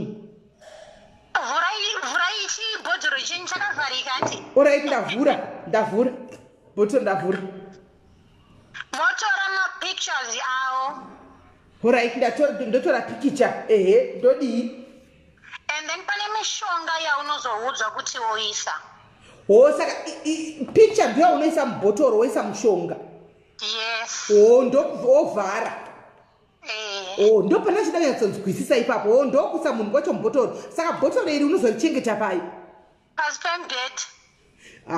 Kola pasi pembed. Saka munonzi kuti imimi ivo vanhu 2 vari Mubhodhoro havambodongori. Ndatoribata so ndiri kutova dhokonya vanhu vacho. Saka alright, kana vari pasi pembedha kudaro vese ava vanhu ivava vanokontrola havachambodongoreriwo pasi pembedha kuti wamboisa bhutsu yawira pasi pembedha kana sokisi ganitsvake sokisi rangu akanisaka nebhotoro nemapikicha ake mapikicha avo mukati. Ndichari basa nawo ndichavabvisa ankanda kuda kuwabuditsa at the moment ngavambogara imomo. Ndozvandoreva kuti avatombotarisiwo here pasi pembedha kuti vasangane nebhotoro. Ngavatogara vari mudima, ndivo vanotitaurira zvemudima, ngavagara vari mudimawo. Saka avatombotarisi pasi pembedha wenyu here kuti vasangane nebhotoro kana kuti vakangoriona chero vakariona bhodhoro avaone chinhu. Sisi mere ndiri kutaura nezvevarume vasiri muAfrica. Oh, vasiri muAfrica? Varume vari kungoita yandinenge ndada. Saka the reason yekuti muvaise mubhodhoro ndei? Ngavatenderere varimo vasabude. But varume ava vari havasi muAfrica ka hamusi kusangana ima muonane handiti vari kure. Tinosangana kwauya kuAfrica for holidays. Saka vari kunze kudiaspora kwavanenge vari munenge muchipuhwa mari muchitigwa zvese. Everything. Saka mubhotoro 1 manje havazoguye here mubhotoro 1 mavanenge varume. Aiwa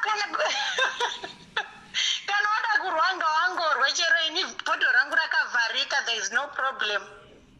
Saka mave nenguva yakadii vanhu vari mukati mebhotoro?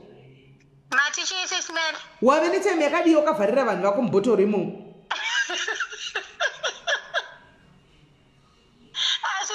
Vakundinakidza patine nguva zvekuti yadarika kuma 2 years 3 years. Ngatiti pa 2 years. Pa 2 years varimo mubhotoro ende uri kuchengetwa zvese chaunoda iwo wakaitira kesi yekuti urevenge kuti wakanyeperwa kuti hatina mukadzi ivo vane vakadzi. Hanti pakunyeperwa unenge uriwo mubhodhoro, unenge wakaisa mubhodhoro uri ngochenderera panzvimbo 1. But handifungi kuti kana wakaiswa mubhotoro iwewe inini ungazofunga mweyo kuti regaundise mubhotoro iyi. Amen. Ndiri kuti inini handifungi kuti iwe unenge wakaiswa mubhotoro ini zvokuti kana wakaiswa mubhotoro ungazofunga mweyo kuti regandise vanhu mubhodhoro iri. Isu tongoramba tichingoti nyaya yebhodhoro ngaiende mberi. That's all. Saka kana wakuda kuchivavhurira manje uchazovavhurira unongozovhura wobvisa mapikicha aya vabuda voenda havo kumudzimba dzavo. Ndosiyana nawo but vanhu ngavaise mubhodhoro pamberi nebhodhoro. Alright, naikuona nda kumbobvunza ko kana ukanzi wafa nhasi iwo neaccident tongoti waenda kunda kubasa iwe waita accident wafa vanhu vari mubhotoro vanoita sei? Wana tete wangu waripo anobvisa. Wovarizonovhura bhotoro vobudisa vanhu. Ko zvino zvawakaisa vari 2 ko ini zvinhu zvacho handisinyatso kuwisisa ini tongoti pamberi nebhodhoro SIS MELLY bye bye. Alright, ndanichininyatsobvunza ndinyatsowisisa zvezvino kola woda kutiza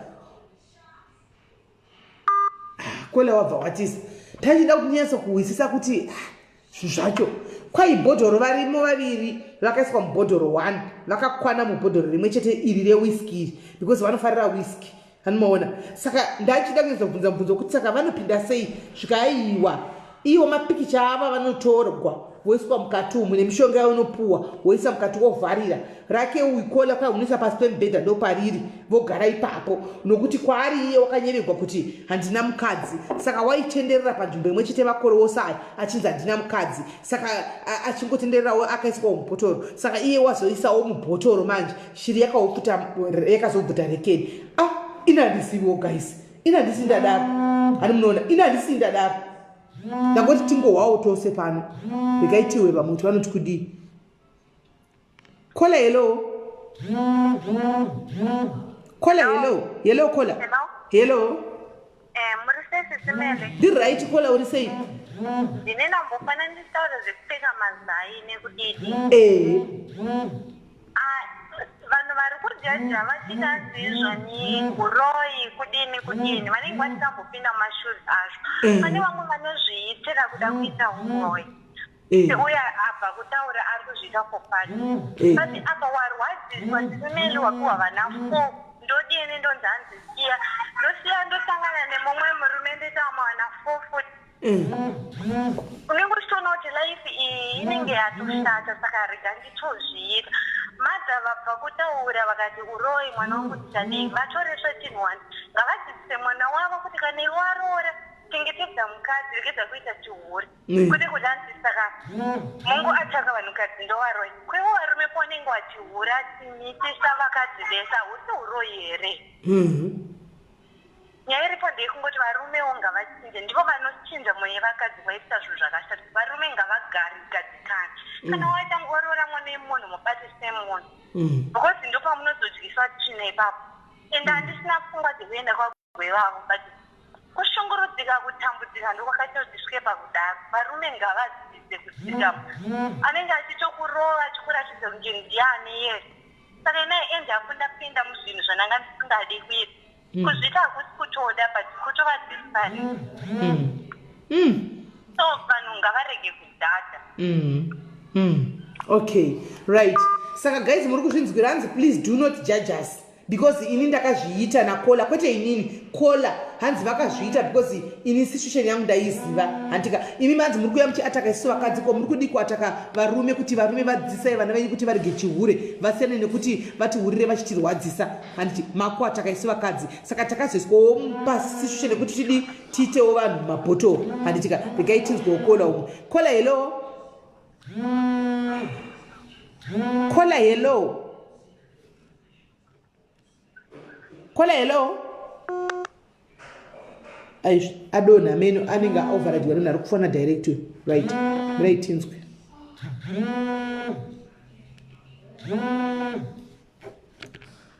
kola hello SIS MELLY tikukunzwa kola Okay, ndachida kupawo experience yangu. Ina ndifunge kuti zvinoshanda zvinhu izvi. I have tried it. Hello? Takateerera. I have tried it.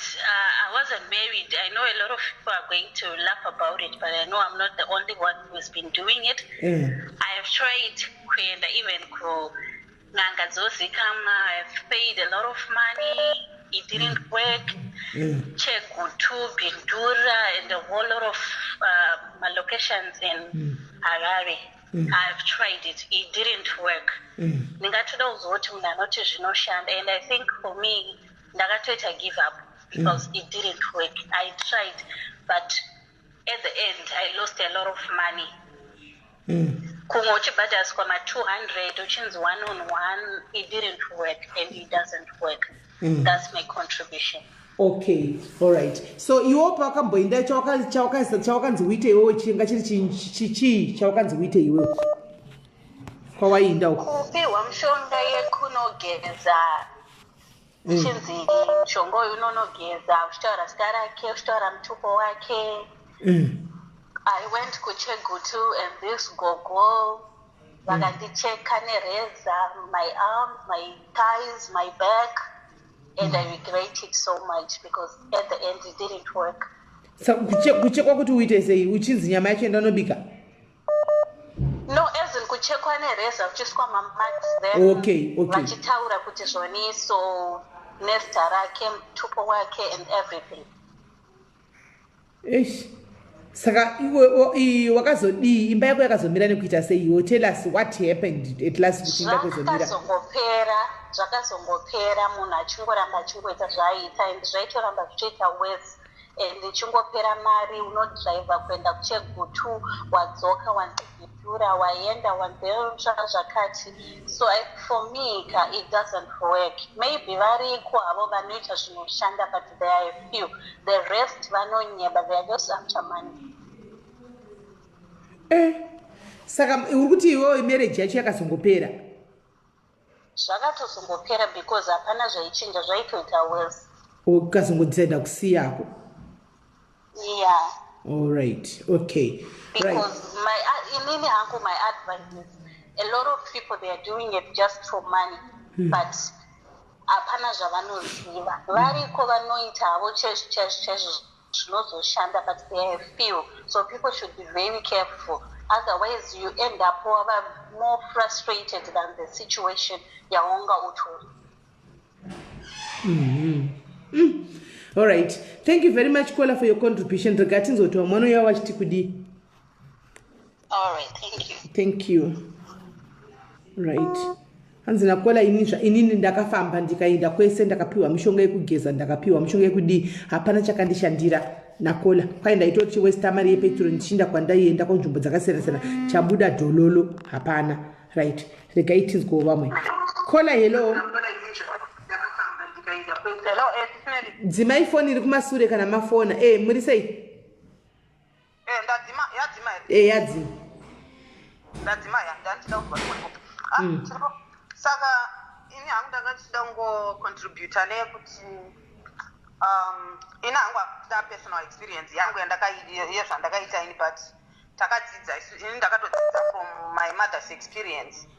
My father vakarora mumwe mukadzi wechitu mukadzi uya auya aiita zvemishonga izvozvizvi chaizvo ndo zvaanga achigona izvozvo handiti. Saka hanzi one day ndobva abatwa guchu rake remushonga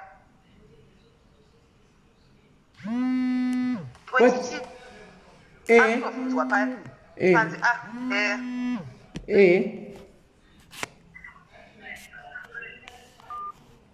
ari kutoudzwa unzi mushonga wangu wandakapiwa nyanga yangu.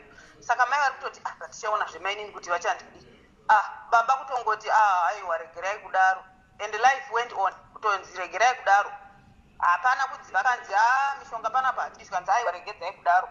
Saka from that nemaproblems avaiita hama dzamai dzakauya dzikavatora hanzva dzavo ndokubva dzavatora kutovabvisa pambume completely.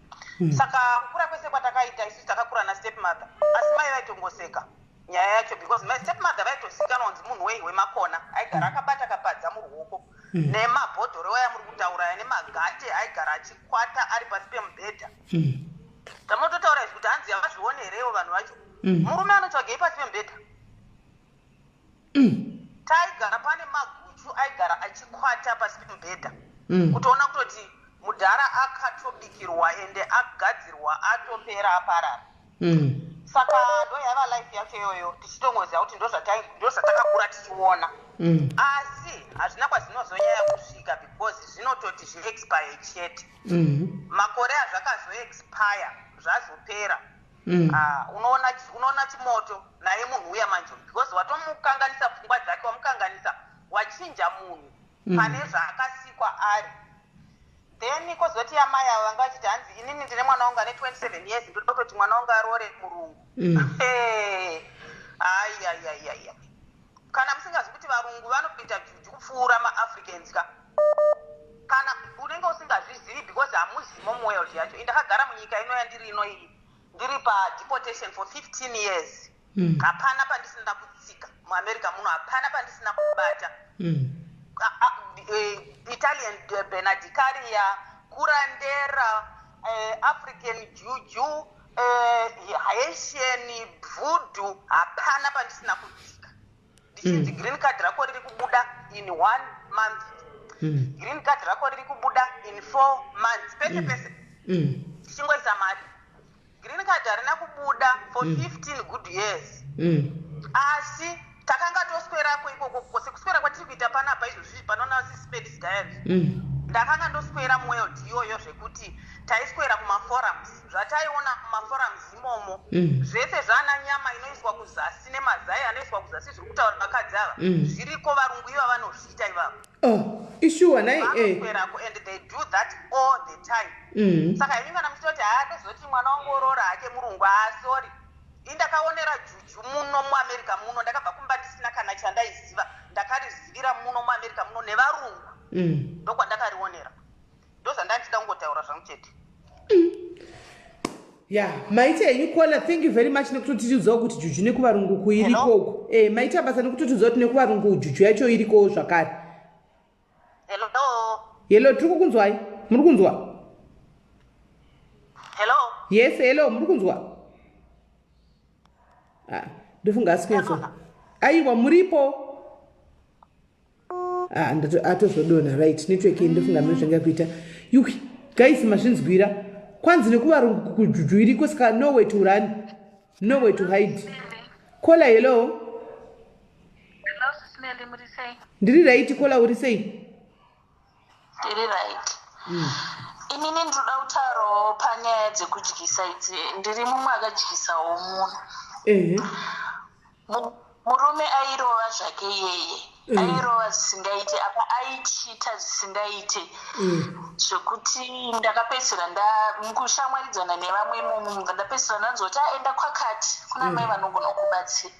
Ndobva ndaenda kuna mai vaya vakaita zvavakaita, vakati unocheka nzara dzako dzidiki wocheka nedzihombe dzacho idzi, wotora tsvina iya yeparurimi yaya wokokora tsvina yeparurimi yaya nespoon, wobva watora bvudzi rako remuhapwa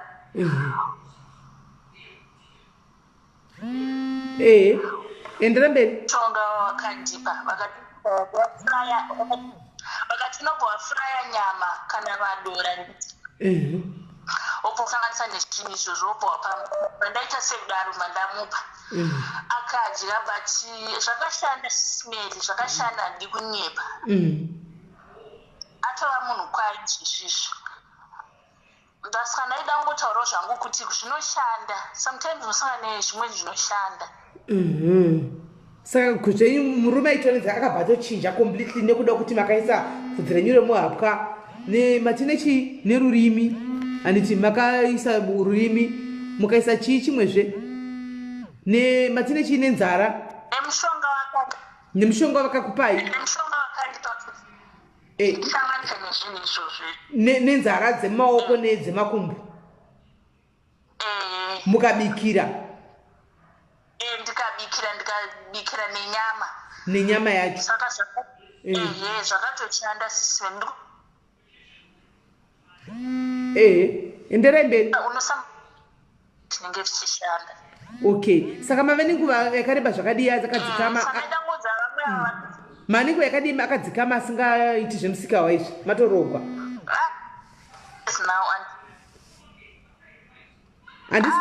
Kubvira pandakaita izvozvo vangu ndekunyepa hangu, handisati ndasangana nekuti ari kuchita. Okay, saka muchiri kungoramba pane zvine expire here zvokuti zvakuexpire motanga kuita futizve panyuwani, kana kuti kana wangoita kawani zvatoguma zvakadaro? Ine ndakangoita kawani chete, handina kuzombozviita futi. Alright. Saka nazvichi kushandirai aiwa.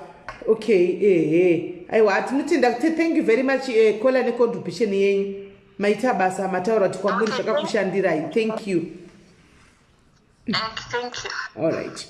Hanzi nakola ini zvakandishandira, ndakatoisa bvudzi remuhapwa nechiyameno. Pane munhu aisa comment, hanzi SIS MELLY munhu ngaadyiswe. Handisizoziva kuti ndiani aisa comment iyi. Regai ndione. Asenda kuWhatsApp.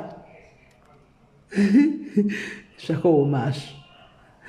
Regai tione kuti yake ayo ndikudazve kumameseji uku.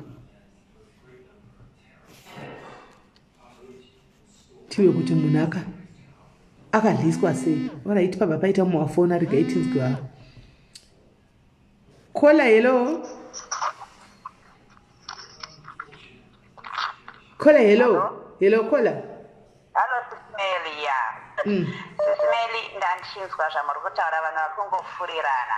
Inini I'm originally ndinobva kuMalawi, handitika. Ndinogara muEurope for about 30 years. Handiti. Ndakaroorwa nemurungu and akandinetsa because akapedzisira kudanana nemuNigeria. Imbobirani bosi kakomenti.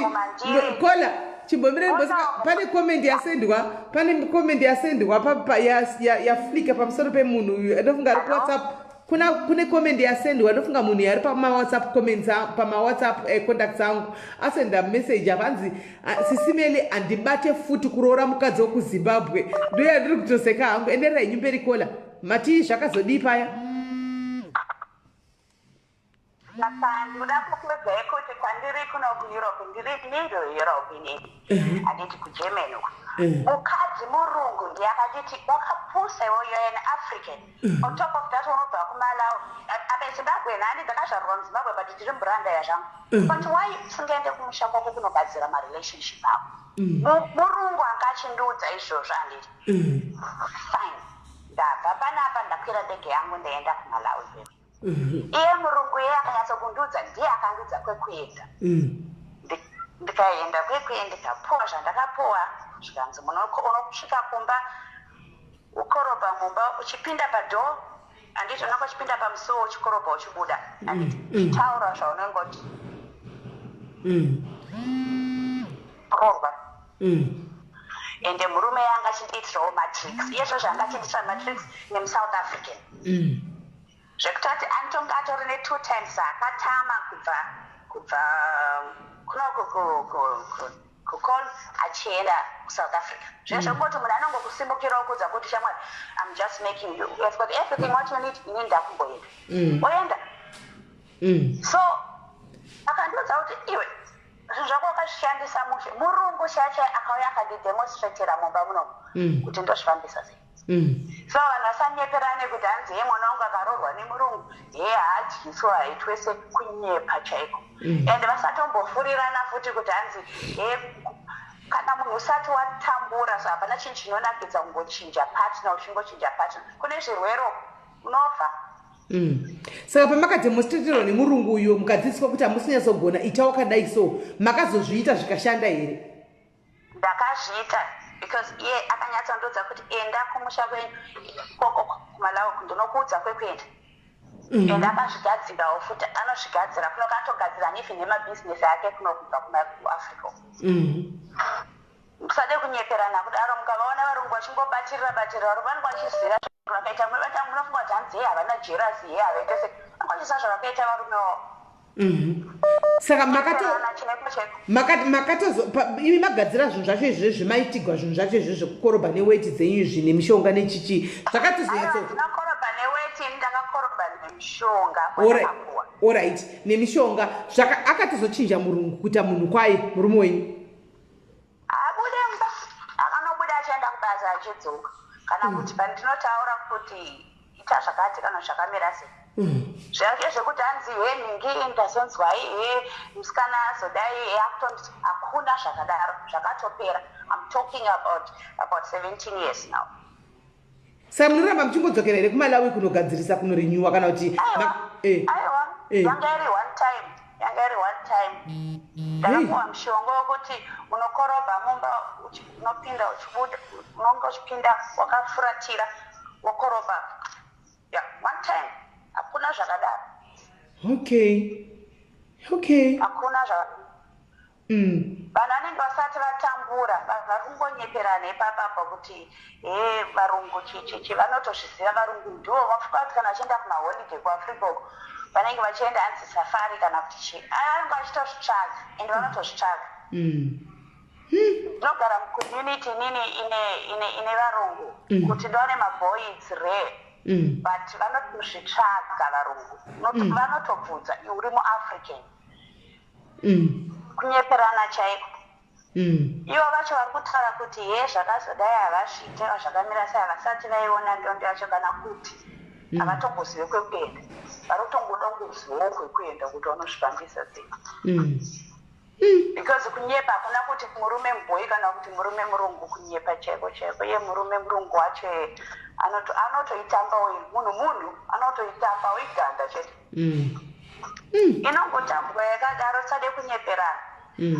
the only thing chandinoona hangu chisingandifanire ndechekuti vanhu vanesa Mubhodhoro varume 2 Mubhodhoro unovadii varume 2 gadzirisa upenyu hwako uise murume hwani Mubhodhoro unoziva kuti ndiye munhu achapedza time nangu naye nokuti zvokuisa varume 2 Mubhodhoro ndiyo inonzi desperation iyoyo kumatimana takuzviona zvakadaro but kana uine munhu wako uine vana isi tine vana unoti vana vangu vakure vasingazive baba namai vasina family nekuti mai vakata aiwa people let's be honest with each other takungotorera bhaibheri pamusoro chirungu pamusoro chivanhu ndechedu takutokundwa nevarungu vacho ndivari kutokufulaya kuAfrica kunotsvaka midzi dzedu isusu dzatinofanira kunge tichireverera isusu sade kunyeperana pakadaro variko varume vakazvibata vanoziva zvavanoita variko and I don't blame mukadzi anoti haadyise kana kuti haana kudyisa kana anongodiwa zvakadaro takazvarwa takasiyana takazvarwa takabata zvikomborero zvakasiyana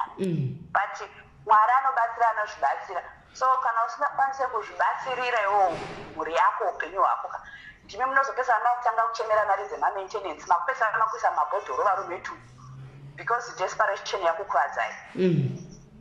Let's be honest, ingawani tinoenda unonotenga mamakeup kuti tigadzirise kumesoko wigi yamakapfeka isisi meli handiti kana bamukuru vakakona vatongotoa bhebhi rangu handiti kuzvigadzirisa handiti kuti zvinhu zvinake mumba handiti ndeimwe type yemupfuwire iyoyo inongoitika mumba hakusi kuti hanzi hatigeze nekuti takajikisa varume ndinotogezawo ndotoitawo makeup yangu ndotoitawo mawigi acho yayo ndotobikawo zvinongobikawo but the point ndeyekuti ndikugadzirisawo upenyu hwangu because hazvifadzi kungoti gore rino murume uyu after 5 years murume uyu next year varume 2 Mubhodhoro 3 years changondityisa weni ndechekuti munhu angakorobhei every day neweti mumba kana kuti izvo zvangondityisa kuti every day chomwe chakapiwa one time zvechokwadi one time tikakorobha ukazoona papayo unongona munhu kuda kubasa akwe kana ukazombunza kuti contract yako yakamira sei unongonzwa wacho kuti kuflya nene here kwazvakamira sei tinge tiri tesere aiwa handisiflya ndega iye zvino zvine matelecalls ako mazana no if you're not flying with me then wakungozviona wega kuti hakuchisina yakutambwa outside munhu akungodawo kugara saka chandatadza handinoisa Mubhodhoro sisi me thank you so much. Thank you very much caller, at least muita noise. Thank you very much caller, and tadzidza tatonzwawo zvakawanda. Thank you very much. Thank you so much. Bye bye. Baba Judy, pana papa tukwe munhu. Baba Judy, withdraw your statement or delete your comment. Baba Judy, delete your comment. Baba Judy, you don't come here and bash people here. People are talking zvavanoita ivo, and you pana pa you don't come and because you are against this. So moya motuka munhu zvinyadzi or what? No. The guy gatatsura na ipapo. Baba Judy, can you please delete your comments? Can you please delete your comment? And this kuifarira, or else I'll be forced to block you because I pass from the game panapa. Chero muri admin okum the game but panapa ndinoku block ai because munhu ari kutaura zvaakaita nyaya yake and moya motuka imimi, then I'll block you. I'll definitely block you. Can you please delete your comment? Caller, hello. Caller, hello. Hello. Hey, Maswera say. Hello, can you hear me? Yes, I can. Masera say. Hey. Okay, so in Nangu ndida ku comment on call the other one up. And inakumbo ku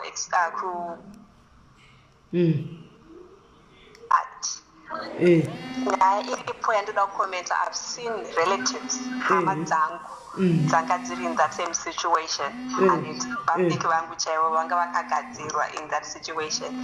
Hapana kana kuti vaiita sei, but just that thing yokuti munhu anofunga kuti kugadzira murume is the best way to go. Asi the one thing kuti when those things end unosara mawani when those things end, because zvakazosvika pakupera zvose zvekudyiswa and stuff, munhu unoitwa kunge imbwa. And I've seen another lady akasiwa ane nhumbu, murume aimuka kuwacha kuita sei kuitirwa zvese, mari yese anosvika achisirwa, but at the end of the day unosiiwa seimbwa. Munhu you can't, uyo ari kuti hanzi uri desperate kuisa varume tu, iwewe kubva kuGermany kuenda uko kunotsvaga, you are also in that same desperate. Hapana chakasiyana. Munhu if someone asiri kukuda unganakidzwe nekudiwa nemunhu wauri kuziva kuti uri kumanikidza wakaisa Mubhodhoro, kudiwa kwacho kunganakidze. Handizivi indangovhurira debate kwamuri kuti mimi mutaurirane tichionesana panapa kuti mune mwacho ane pfungwa dzake. Ndozvandiri kuti hazvimbonakidze zvekutori notoziva kuti munhu uyu ndakamugadzira ndokundida kwacho. It's not it. Munhu kana wangoona kuti apa hapasi kundiitira because I think unotoona vanhu vako muchitanga kudanana chaiko musati matombororana, munoziyirana kuti uyu munhu uyu kwandiri kuenda uku kwakadai so. At the end of the day ozoti wakunotsvagana nezvimwe zvinhu kuti ugoti munhu uyu ngaandiitire so. Aiwa inini I think sevakadzi we are worth more than that, pane kusera uchifiririra zvinhu zvisiri izvo, nokuti mangwana zvetika zvinotozongopera. Vakawanda vatikaona vachiita zvinhu izvozvo ende zvinopera, and you bring a curse pafamily yako unenge uchitiri kuzvigonera iwewe but wakafa unosiyira nhamo ani unosiyira nhamo vana zvinosara zvakungonetsa zvinhu zvinopungoita zvinhu zvemushonga chaizvo zvinopedzisira zvakungonetsa mangwana. So inini hangu I think vanhu kungosiyana nazvo wakaona kuti apa hausi kudiwa wega unotoziva kuti apa kapa ndingambosweri ndichimiririra murume ari kunondihurira nevasikana 3 everyday ndichingobata mameseji ndogara ndichiti zvoni zvorege ndinomugadzira mangwaneni ndakafa ndisina kugadzirisa zvinhu izvozvo zvinosara zvichinetsa vana vangu. So vanhu ngavasiyane nazvo zvinhu izvi. That's all I have to say. Yeah, pakaipa. Thank you very much Kola. Regai tinzgova muti vanouya vachiti kudii. All right. Right, regai tinzwi Kola ataurawo pake pari kufunga naimi kwasei tisiri kumbowanawo varume vakadyisa vakadzi. Varume vakadyisa vakadzi mbofona yoka timbonzwawo kuti makadyisa vakadzi ava sei zvanga makamanetsa kusvika papi handitika ende kana tiri kumboonawo varume vakadyisiwa vachifona kuti ini ndakatodla ini kana ndofunga ndakadla ini handimaona timbowa kuti makadlawo sei timboona kuti makaonei kudzimba dzenyu kana varume vari kufonawo vachitaura kuti inani pane zvandisiri kuhwisisa ini zvandakamboona zvakadai timbowawo kuti varume vanoti kudii handiti ehe. Hello, Kola, Dave. I just want to ask a question. You know, can also move them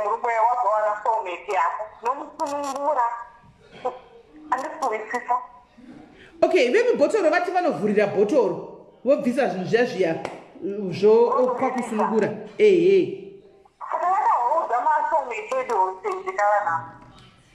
handizozivi hangu ipapo.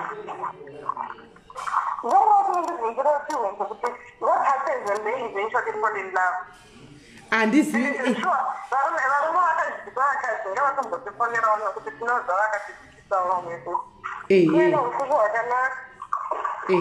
All right, thank you very much.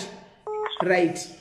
Regaitinzwa manzoda kumbonzwawo kuti kana usingasadi munhu rudo rwapera chii chinoitika kana rudo ruchinge rwazopera iwe wakadyisa munhu kudaro chii chinoitika toda kunzwawo ipapo kuti rudo rwapera chii chinozoitika paya rudo ruchinge rwapera handiti maona iwe wakadyisa munhu kudaro handiti maona ko varume vakadyisiwa katokumbira kuti mumbofona kana kuti varume vakadyisa very way anjanzi Inoki Gwaringa please phone yamuri kufona Inoki Gwaringa the phone that you are using kufona right now uri kufona pa phone yandiri kushandisa kuita live so there is no way I can answer call yako because ndo phone yandiri kushandisa kuita live nayo izvozvi I think you can see it so ukandifonera pa phone yandiri kuita live nayo ndokata live kuti ndipo kudavira hanzvadzi iwe uchiona ndiri pa live then it doesn't make sense. Call hello.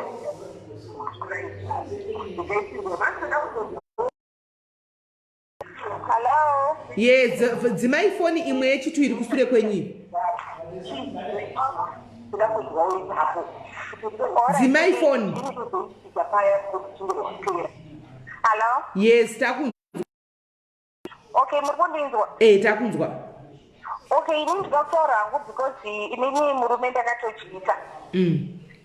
Because kana uchishupa nemurume achikukanganisira ungamboswera uchimirira kuti ari pane munhu anozokugadzirisira unotogadzira murume wako wega munhu. Saka imakadyisa sei Kola imimi? Inini ndakaenda kune vamwe sekuru vakandiudza zvavakandiudza asi chandoziva chandakashandisa kadhoti rokupedzisira. Matipodi Kola? Vakandichandishandisa kadhoti rokupedzisira ndaifanira kukayanika kooma ndozokakuya ndozoisa muchikafu chake. Saka ndozvamakaita? Ndozvandakaita izvozvo ende zvakandishatira.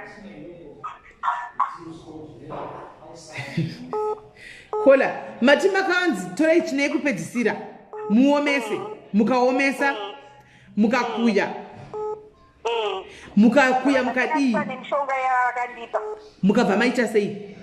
ndava ndazomisira muchikafu chake. Same poto dzamunoshandisa kubika muchidya mose? Hati inozombosukwa.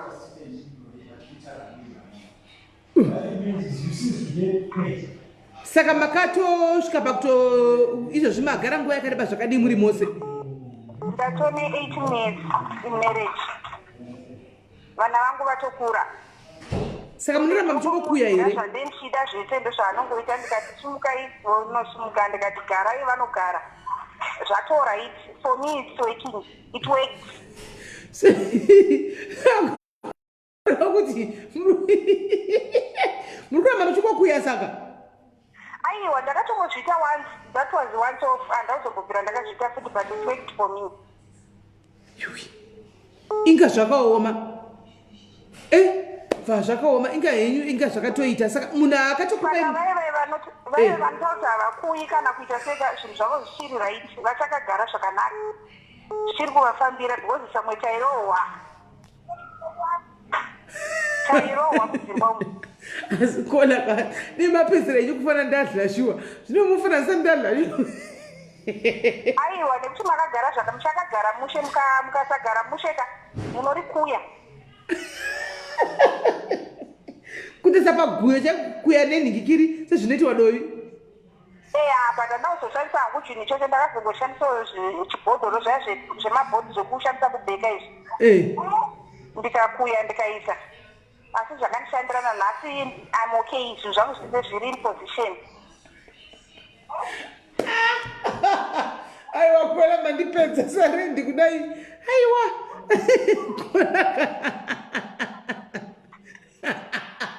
Saka inini vanodyisa Varume I don't blame them because we don't know how their relationships are, how she went through or how he went through. Saka vanhu vane marelationships akangosiyana. Iwo kana zvako zvikuitira nemuteuro it's okay.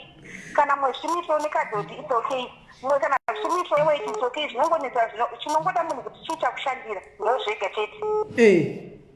Saka mwe kana achitondonamata aiwa pfugamai munamata. Mwe akashandisawo zvake zvimwe chete. Zvinoitira munhu ndo zvinomuitirawo. Vakaoma. Haya. Thank you very much Kola. Thank you nekushare nyaya yenyu. Thank you very much. Okay.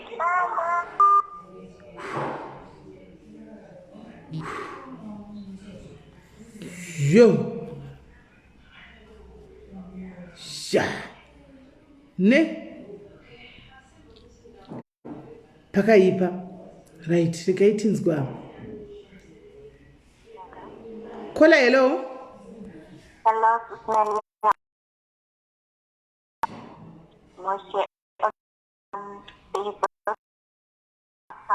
Manje angachibvunza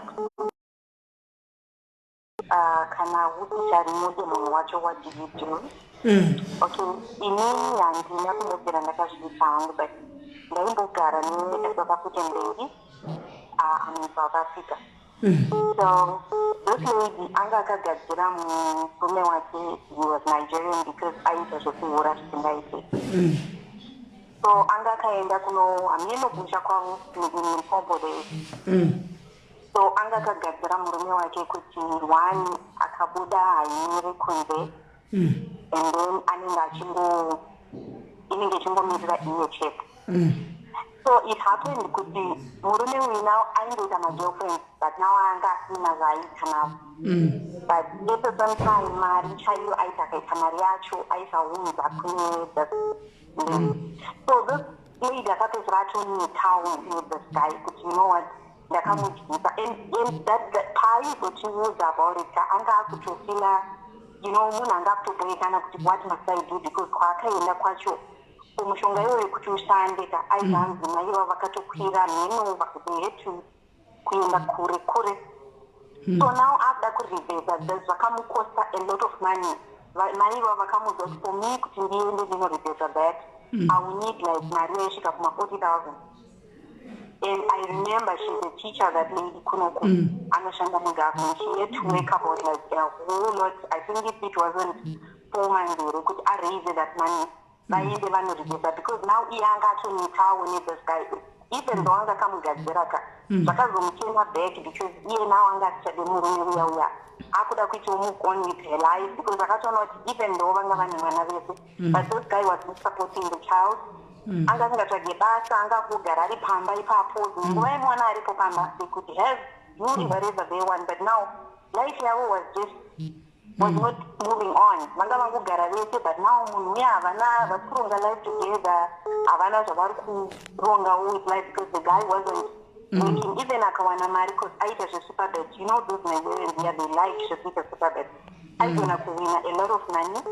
Awina a lot of money yaya yaingopfuura kuvasikana ndowanga tingarari nawo still kuti yaifanira ikoko. So this naiyo iya manga yanga ichibvunzwa nezas kuti kana wakuda kuriveza. Inini I have an experience with that lady because zvakamukosta a whole lot of money. Mari yakawanda kudzokera ikoko kunovaudza magugo vacho vakamugadzira ivavo zvakamukosta akatoya achitochema paflat pakaigara achitotiudza kuti you know what, because we were more like sisters by then. Inini I wasn't married by then, asandarorwa. Achitotaura now ndakuda kudzokera ndinoireve but mai havari kundudza mari yakawanda and how am I going to raise it? At the same time asitagane that guy. Saka sometimes when you do these measures dzekudyisa varume or that, you must also consider price yacho yekuti what if like zvabvunzwa nemukadzi yako kuti okay, what if now I found my soulmate? Now I want to leave this person because now unopedzera wangove stuck with that person. But unyatsoona kuti now ndozvekumanikidzira womuda korobamba neweti ndamudyisa zvandamudyisa, but what next?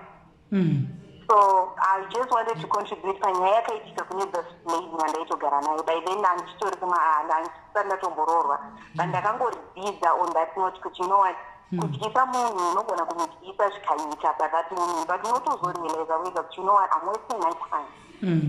So yeah, that's all I wanted to say. Thank you very much, Kola. You're welcome. Inoki Gwaringa ndaisa namba yekuti unofona pauri kufona andikwanisa kudaira foni yako because ndo same phone yandiri kushandisa kuita live nayo, saka ndikakudaira uchindifonera nemessenger nesame phone iyoyo live tatokata tombotaura iwe nenchitu tatobva pashow hazvichashandi. Saka ndaisa namba 071 ndakutarisira pale macomments ako tsvaga namba yananyora 071 something papapo ndo namba iri kufonwa nevanhu, kwete iyi yandiri kushandisa kuita live right now, right? Kwete iri pa live right now handitika. So yeah, ngadzirisa ipapo, right? Ava vambofona ava rigaitimbopa umwe mukana guys, rigaitimbotora umwe asina kumbofona but vafona imboregai kuramba muchifona twice timbonzwa vanyuwani vanenge vasina kumbofonawo. Kola, hello. Hello Kola. Hello. Yes. Tikukunzwa. Inini zvamunoda kungoadvaisa kuti munhu vanhu vakadzi musaise murume mubhodhoro. No. Kana achingokuda lavi yacho inozonakidza sei kana wakambisa mubhodhoro, you know? Kola vadona, I don't know what happened. Okay, Kola vadona handizivi but ndanchizwa kuti wanga achitaura nyaya kuti glove inozonakidza seiko munhu ari mubhodhoro, right? Kola, hello. SIS MELLY. Yes. Hello. Yes, Kola, we can hear you. Thank you for accepting my call. It's my first time.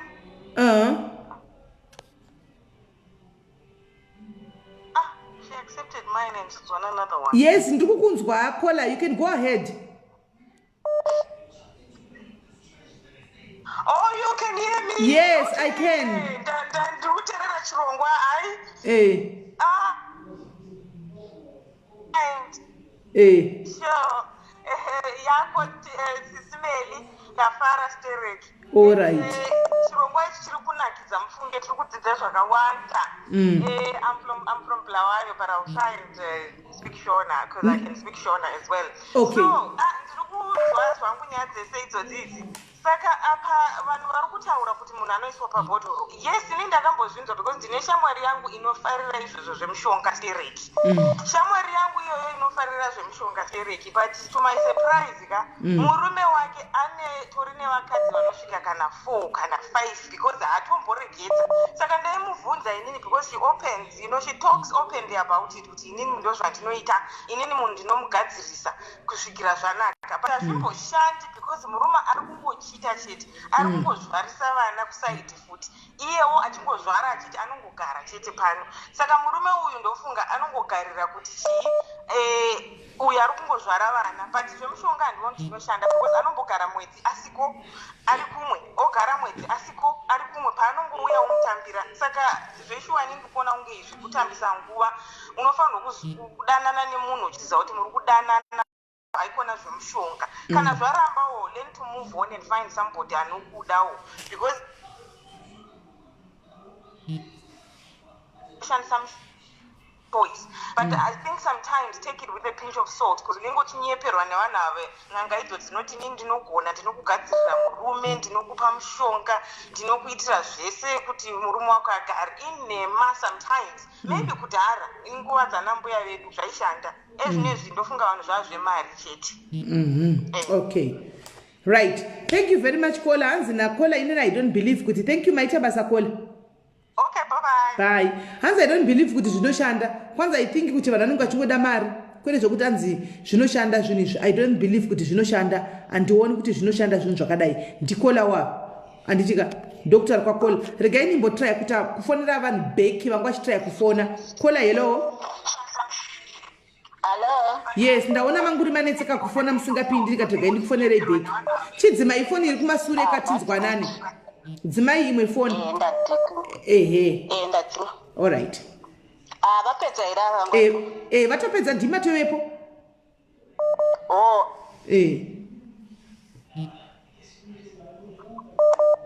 Okay, ndakateerera zvangu chirongwa ichi SIS MELLY. Ndoda kutanga hangu nditi vakadzika vakawanda vanhu vari kushora vari kudii but mudzimba umu mune zvakawanda. Handiti ende vamwe vakatogadzira varume vavo but zvinoitika mwana hazvitaurwe zvinofumuka.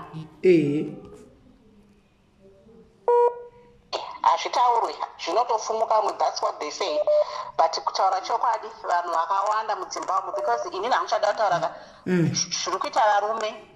That's why ikona zvimwe kunzwa kuti handi shiri yabvuta rekeni vakadzi vakuhura. Yes, vakadzi vari kuhura tinoona zvakawanda. Handiti why? Because vanhu vanetsa nekuhurirwa nechivarume ava ende iko zvinezvi ndonetsana nemurume wangu panhasi ndomusiya. I'm not old zvekuti handichada kunyengwa, handichada kurara nemurume. What am I going to do next? Ndichanotsvaga boyfriend yandinoona inenge sina mudzimai wacho une mukadzi wake. Handiti but ndiri kuda wangu wekugara naye. Ndinomuwana kupi? Hapana. Ende ukamuwana anokunyengedza zvakachawa nemwana uye kuti munhu angandinyengedze ndine Mubhodhoro. Handiti yes, that's desperation, but you end up do that because vanhu vari kungonyeperana vachienda vachidaro ende vakadzi vari kurwadzwa mudzimba umu. Ende munhu akahura chiri kuti asati varume vachona vabude mudzimba chii kana abade mumwe munhu ngavaende. They don't want to go. They want you to suffer. Vamwe vanhu ndo vanokupa zvese but iwe hauchamone mubedroom umu. Handiti vamwe pamwe depending kuti ane mari anokwanisa kuchengeta nemhuri yako nechii. Handiti but kuti abude anogara kwaari kusungwa kuti ari kufara. They don't want to go. Why? Then you suffer and there are situations ekuti munhu anosvika kuti alright vamwe vanotokunyima nestonyi wanyimwa nestonyi uri munhu wenyama you end up needing a boyfriend, somebody wekufara naye. Handiti and kuno kwandiri so many people, I think we were about 9-7 people now, my ladies vakauraiwa nevarume yekuti unenge wati I want to move on. Buda mumba zvauri kuda kuenda uchinoita kana kuti hauchamutarisa hauchamuchoke the moment iwe mukadzi watanga affair murume haazvifarire but gara chete. Handiti then kana uchida kugara neni why should I not bottle you? Why should I not bottle you if kana ndikaona mukana nokuti ndikubhotora ndokubhotora woregedza kuenda because you don't want to go. Handiti chiri kuita kuti usaende kana uri kuwana zvese ikoko then pack and go the moment you want to go and come back. Saka munokisa Mubhodhoro kana if the chances are there you bottle him so that he doesn't go anywhere. Yes. Okay. Because zvinoita love ino expire kana ya expire ka varume vachona havana magatsi ekubuda mudzimba. Vari kuregera kubuda mudzimba. Okay. Umwe unotomuti buda but haaendi. Why? But wokuhurira wakatarisa. Why? Kana uchanomusunga katetemeli unokanda pasi pedziva, do that. Kana uchamisa Mubhodhoro, do that. because chaarikidza kuenda chii iwewo kana akakusafisa wewe kutora chaachakuda nokudza ugoudziwa kushata kwese gokudiwa ugoudzwa kudii but ari kudzoka mumba mako futi achidzokere chii abude kana abuda ngaaendi kana achida kudzoka achida kugara newe votohim ende vanhu vari kutaura havasi kutaura chokwadi zvavo because ndo zvakasunga dzimba izvi ingava munamata chaivo chaivo mapostori iyoyo takambodzipinda postori idzi muri kunzwa vanhu vanonyeba ipapa vakawanda apa vanhu kuti vaiuya kumachechiku takamateka magamenzi uku imba yangu yatakura vachipiwa matombo aya varume vachidzoka kuroorwa chaiko kudiki but vanhu vanototi iko zvine zvingazvigari unogara yes unoendepi motishungurudza futi modzoka ende vakadzi vari kunyenga varume izvozvi zvacho miedzo ine varume yakawandisa outside there vari kunyenga varume avo because munhu atakubatira handingashoshwa nemurume inini ndotomusiya yes you don't want to live a miserable life uchichemera murume uchidii kana une tunhu twakoka yes you walk out zvozvokuti hanzi mukadzi shanda ita mari dzako chokaita mari dzako at the end of the day you still need a man unoda kunyengwa unoda kukwirwa uchanokwirwa nani nababa aningi nemurume aningi uchidesteba imwemba imwe munhu why gadzirisa wako iyeye kana asisabude mudzi abude iwewe ukabuda futi unokwanisa kubuda yes but wewe bangani muno vanhu vatinoona vekuti zvovo it's being yes varume vachona vari kunetsa it's cheating vanenge vachichita ane mukadzi uku agoita 3-4 girlfriends vese vachinzi hatina kutora kana kuti ndakarikumbana nemukadzi wangu ndakadi handimude kana usingamude mukadzi wako we15 years we17 years we8 years why are you still with her why don't you move on and go and start again saka munhu Mubhodhoro anotokwanisa kuita muno mama mune vanhu vanoita here titovatsvagawo musisimedu titovaisawo mumabhodhoro handinyatsokuziva hangu kuti ndivanani vanoita asi mukambotsvaka even pamafacebook apa munhu vanonyatsoziva ndi muchembereso kuvanisa mupabheki muchembereso kuvanisa mupabheki Mubhodhoro hangu handinyatsokuziva asi muchembereso kwaivanisa mupabheki umu saka mukataura muchembereso mupabheki ndisingazivi kuti harizodambukere pupabheki racho asi vari pano ndandakadofara chaizvo kuti nhasi vachafona timbohwa kuti mupabheki ndofamba sei zvokuti hanzi mishonga inoexpire inodii isina expire ende weti chifumuro handiti ndoda kudza imwe chandingangotaura ka before tataura zvakawanda mupfuura wemurume wemudzimba ka itsvina iweyo yako mukadzi wewe okay tsvina kana chiti tsvina ka your sweat kwase kwanga uchipfeka kunzi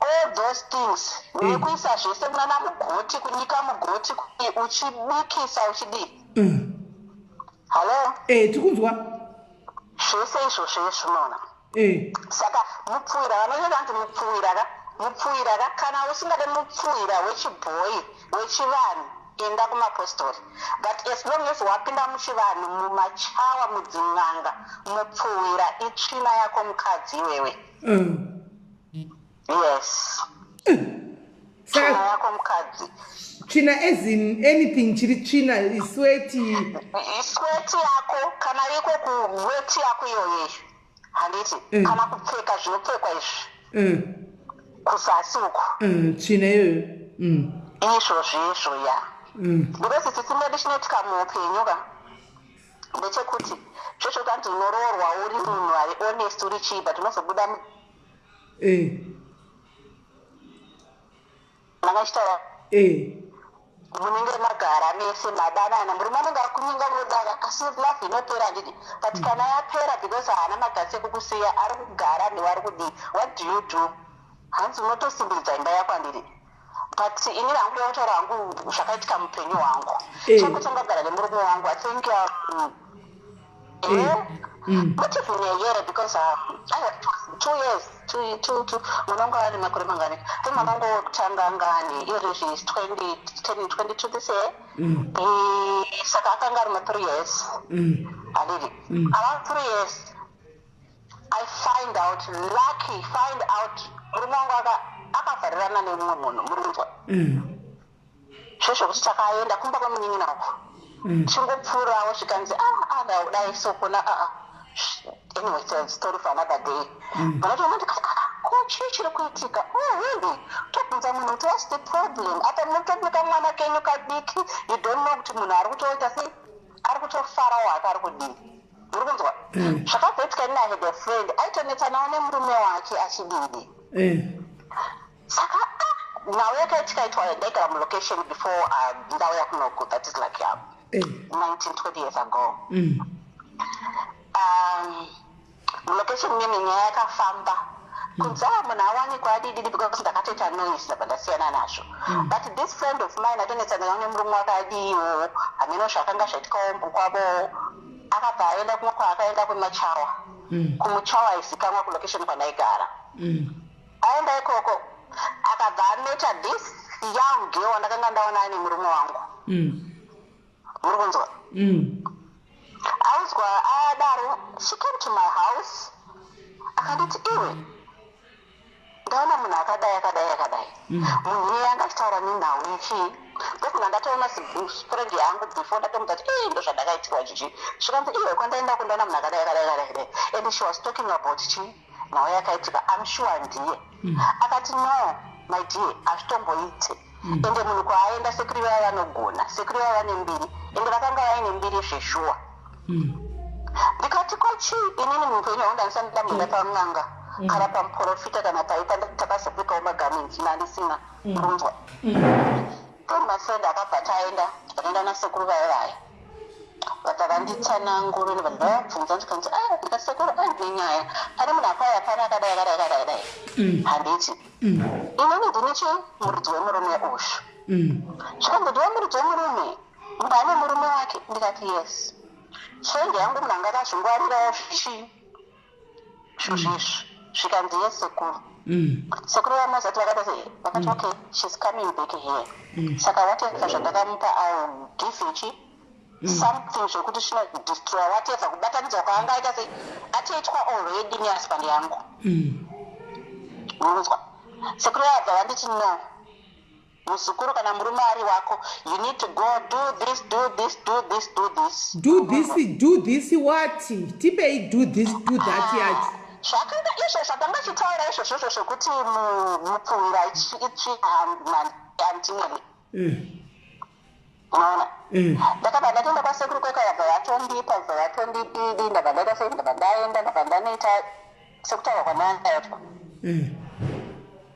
zvabva zvadaita sei zvabva zvatoganukawo zvabva zvatopira zvakadaro ende that year very year ndopakazibva tazoya murume achibvazoya kuno kwandiri kunoko indabva ndatosara but ndakabva ndatanga kuita problem yandakabva ndazotanga kuita just before I think madays wakabva waya murume wangu kwandiri kunoko ndabva ndatanga kubhilita vanoenda nasekuru vaya vaya vakabva vakanga vasipo vafamba because vaya haiwa nemaminista nemachechi ndakatambura vakaenda vanogara mwedzi nemwedzi ndichingobhilita simeri ndichingodii it was a march but ndaingobhilita zvozvo ndagadzirwa mune kwaakanga azoendawo adiwo I think she did that well before chi ndaenda kwasekuru ava mine kwaanga azviitawo ndakagara ndakadaro ndakadii but kuzofamba ndazoenda ndakaenda kwaekuchegoti vakasvika pane vamadzimai vane mbiri zvekuti vakangosvika vachibva vanditi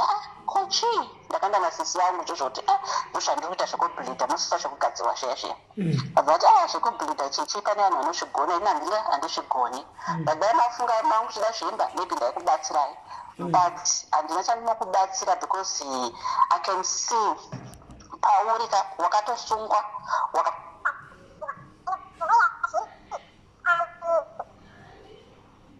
handina chandokwanisa kuita because munhu akakugadzira at the moment haufi wakashupika muupenyu hwako because imba yako yakasungwa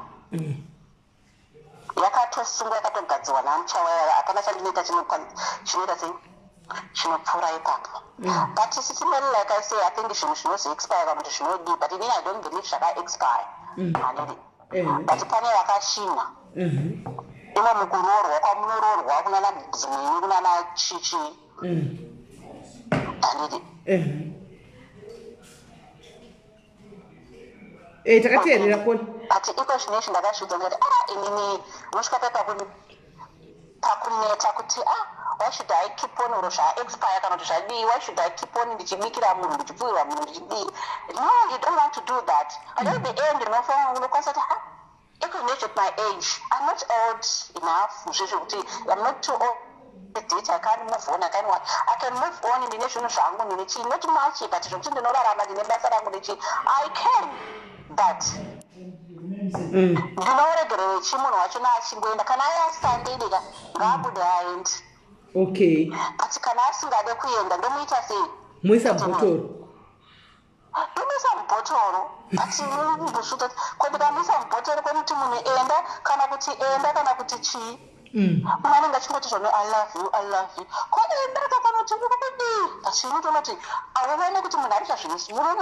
We are always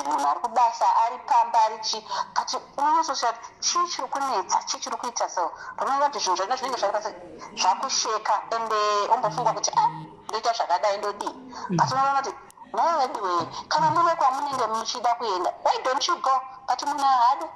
It's a saka zvino vana ngatitanzi kana usingade munhu kana kuti vanhu madiga mine mishonga futi we should be careful because inodzuraidza because iwe unotosvika kunzwa kuti nini pane pamba ndakasvika pauti inini handisi kuita sei handichada munhu handidi zvandisade munhu ndoita sei because munhu kunoti handichakude haade kuzvinzwa anenge achingoti ita zvauri kuda kana kuti chii but kuti munyatso kusiyana so kana kuti munhu aende adii hapana musisere munomana makadari makabatana makadii and it's a problem kana maibata mishonga magatisika people should be careful really should be careful patinosvita because zvinokonzeresa notikapapa kuti neta kana pakudii and zvakangoma but kuti people were saying kuti uroyi huchika aiwaka uroya munhu wako wakugara naye if you can because zvekuti uchanogogodzera vanhu mudzimba dzavo like kugogodzera nini kuti kauchanoona mwana mudiki kana anga Ben10 achakukanganisira kuti achangokuda for few whatever years or few months handiti akangoona ende muza Varume they are hit and run vakangonakidzwa newe pako pakanonaka pako pakapera kwavari then vanoti vobva vaenda unless if you say kuti I'm moving out and zveimba izvi handisada because there are some ladies who say you know what I've been cheated enough, I'm tired.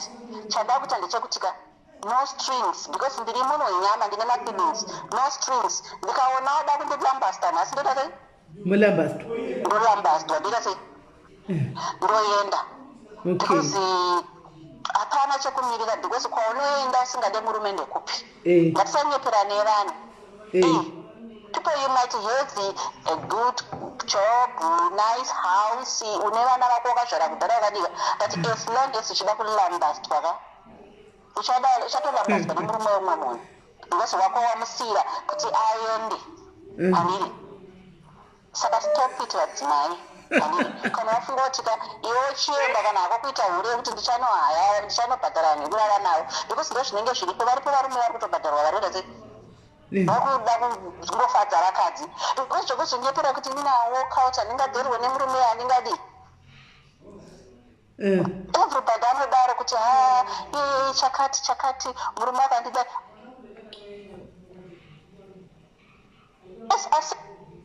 unyatso kuona kuti zvakamira sei pano kana murume wako asingakurove asingakudii aiwa chingoita kuti zvinhu zvifambe kana kuwirirana chaiko chaiko kuti aiwa no inini ngatigarire vana panapa handiri mukagarira vana iyo nimutase musamuchasangana nevana pavana apa you can do that varungu vanodaro even mumaboy but chinonoita varume vedu vechibhoyi vanozoita change that's why yes, it's not successful kazhinji vanoita shanje varume vedu vechibhoyi because they don't want to see you uchibudirira uchiita zvinhu zvako wega handidi vanotanga kuda kuti waita sei even akakutsati hakuda akakusiya handidi anongofila jealousy so even akabva pauri handidi vanongofila jealousy security chaiyo vanenge vanayo saka well contribution yangu anti Melly, but vanhu ngatisanyeperani chokwadi nawe kuti I don't know, that's another topic vanhu vanofana kudi. I know ngatiti ngatibatsirane ipapo kuti as long as kana pasina abuse pasina chida vanhu ngatichengetedze dzimba dzedu, but ngatisamirire kuti tiabuse ticheme tipedzisire tafira for the sake of tiri mumba. Handiti munhu kana akuratidza kuti haasi kuda chikurova chikudi, but kana achida kuenda ngatiti munhu endai, kana toti ini ndichabva hangu panapa, but ngatimeke mawas decision. Kana ndabva ipapa ndakati tiripwanya dzimba dzevani vanhu. Alright. Okay, thank you very much caller. Gaitipo vamwe mukana chance ukadzi handini maita basa kola makoza ari kuwandisa gaitipo vamwe mukana. Thank you very much. Hey guys, makola zar alright, makola zar kuya tu zvino ngatingoita 2 minutes because makoza acho akawandisa. Nditi tipane nemukana, ngatitei 2 minutes tipe vamwe mukana. Nditika kola hello. Yeah. Because ini ndakutodya, sorry yenyu vamwe vasati vabika panapa, ndakutodya nandichikafu chakapora saka ndakutodya. Hande. Okay. Yeah, I'll just go straight to the point. No, kujisa munhu, no. Even process, inotaura kuti mukadzi akangwara anovaka imba yake nemaoko ake, ende mukadzi rombe anodzivisa imba yake nemaoko ake. You know? My point is, kana uchinovisa tsvina, uchinovisa ropa, uchinovisa everything, haumudi. That is not love. Munhu waunoda haumuse, that's evil. Unomudzvisirei. Love is kind, love is patient, love covers a multitude of sins.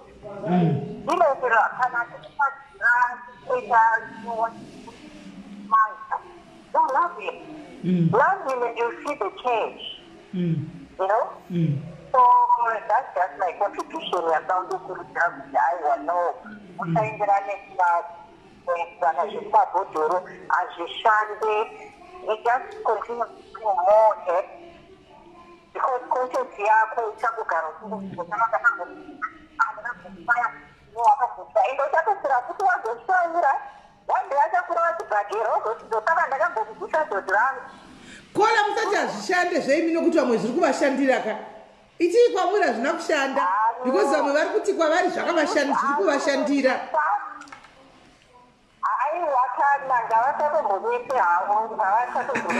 Saka muri kuvarambira kole vachikuzatikiri zvakanaka mudzimba dzedu. Vanotora zvinhu izvozvo ka pavanenge vakanotora zvinhu izvozvo ka pane kahunhu kavo ivo pachezvavo kaattitude kaanenge akatochinja iye pachezvake, not kuti achinja because wakuchita dhodhi aiwa. No. And another thing, kune vanhu vechikadzi, sometimes Varume, make your home a peaceful place, a restful place. The wisdom wako kana no, but be happy. Yes, we see the change. Vamwe chakarorwa 22 years now. No, fire, no, Mubhodhoro, nothing. You know? Munhukadzi ngaasununguke mumba. Hasha, unopopota, ungotaura. You don't know the thing, no, you know, and you see the change. You can't get that, you know, you see the change. And it's not everything that you need to answer, you know, it's not everything. So, I just encourage you, you know, kana zvikunetsa, you know, musiye Buddha. Not chero chitamane vanhu nochina, you know? No. Yeah, china inotomurwarisa uchimupa zvirwere zvinotobvudza zvirwere munhu otanga kuita murwere so change wakuzomhanya kuenda kuchipatara, baba vakurwara nemakurira vakurwara you know? China ine mabhakteria kai, you know? So okay. These people yeah. So tipi vamwe mukana chance. Alright, thank you very much. Kolanzi nakola inini handibhilivhi kuti zvinhu izvi zvakadai so zvinoita. Ini handizvibhilivhi. Munhu nemunhu ngadzidze kuzvinamatira tichikumbira kuna Mwari. Ndozvikutaurwa nakola. Handitika ndikolawa. Regai ndifonere uyu yangu rati kwa ndine nyaya yangu. Regai timbomuwa. Yangu ratsenda message. Regai timbomunzwa.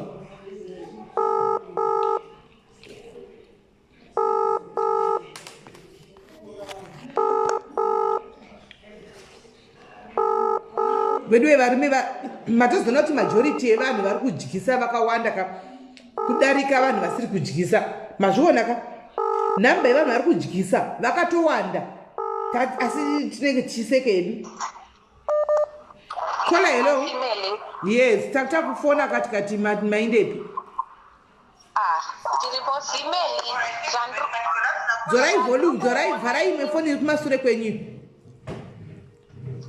Simeli Zandru kuona nini ndezvoti ari kufana kutoyambirwa pavarume. Because to be honest vakadzi vacho vanyanya zvanyanya tiri kuteerera zviri kutaurwa izvi it seems zviri kutoitika widely. Akuitika zviri kuitika. Iko kuno kwatitori kunoku kuUK zvakatowanda vakadzi vava vanenge vari kuenda kumapostori vachidini ende mapostori acho awanda kufura vanhu vanenge vachitopa vanhu zvinhu zvekuti vanhu vatorere varume vavo zvakadaro daro. Saka varume ngavabva vatongozivavo kuti kana utori nemukadzi ukachinge wadanana neumwe munhu pasaidi chibva watoziva kuti pakati pavo one yeye pane ari kutokudyisa zvaari kukudyisa.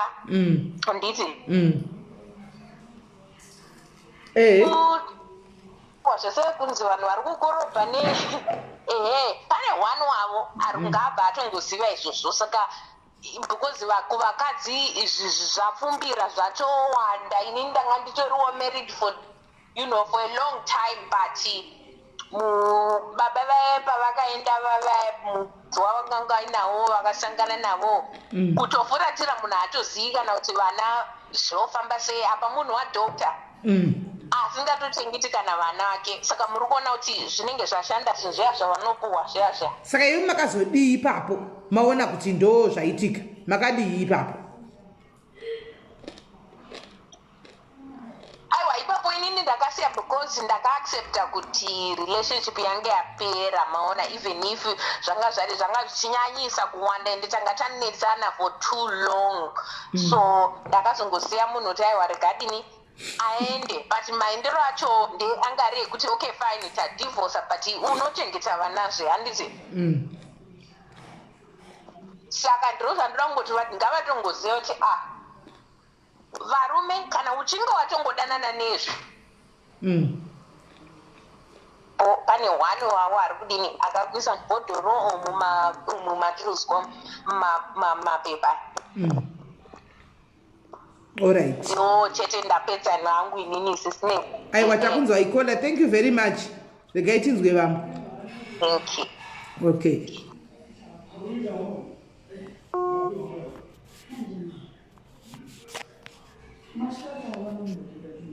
Right. Ndakamirira umwe kola. Right. Kola hello. Hello. Yes kola.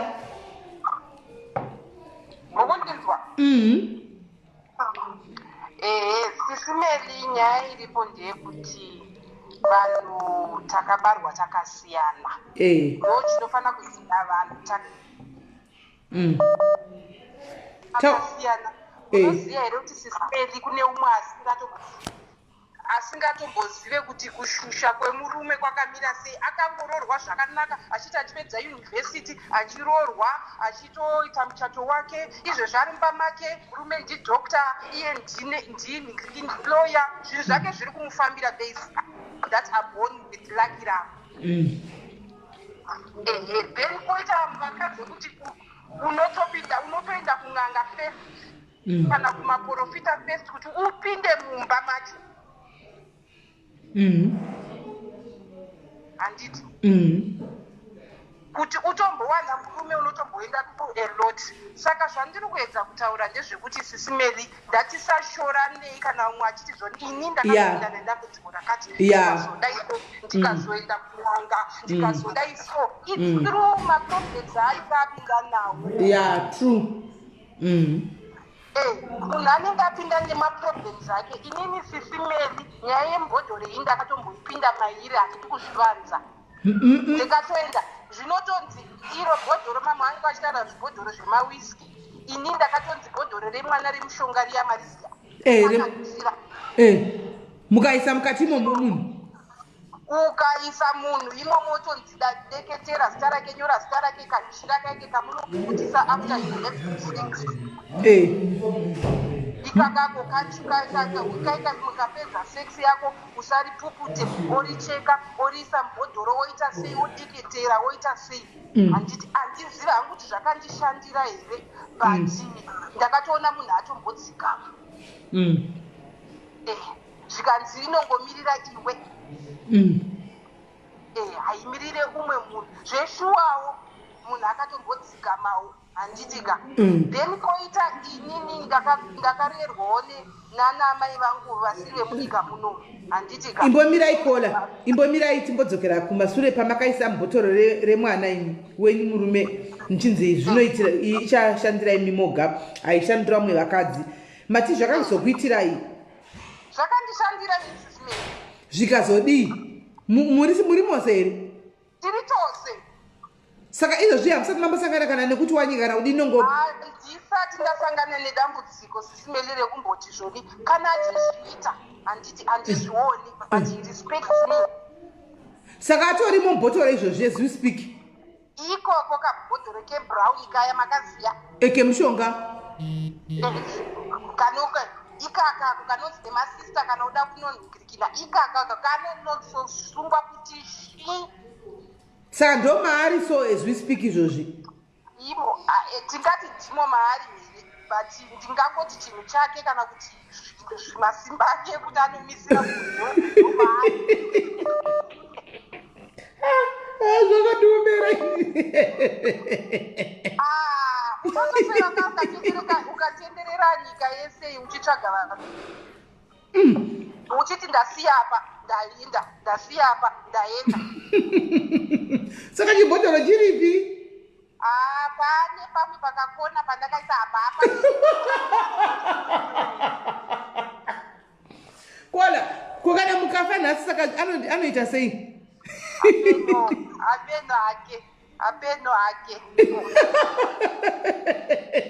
Amunei nazvo tikadaka mukashaika imi manoita sei? Aiwa, ndinei nazvo izvo. Handichisinei nazvo, ndingagadzisa nguva yangu yadandinayo iyoyo yadandinayo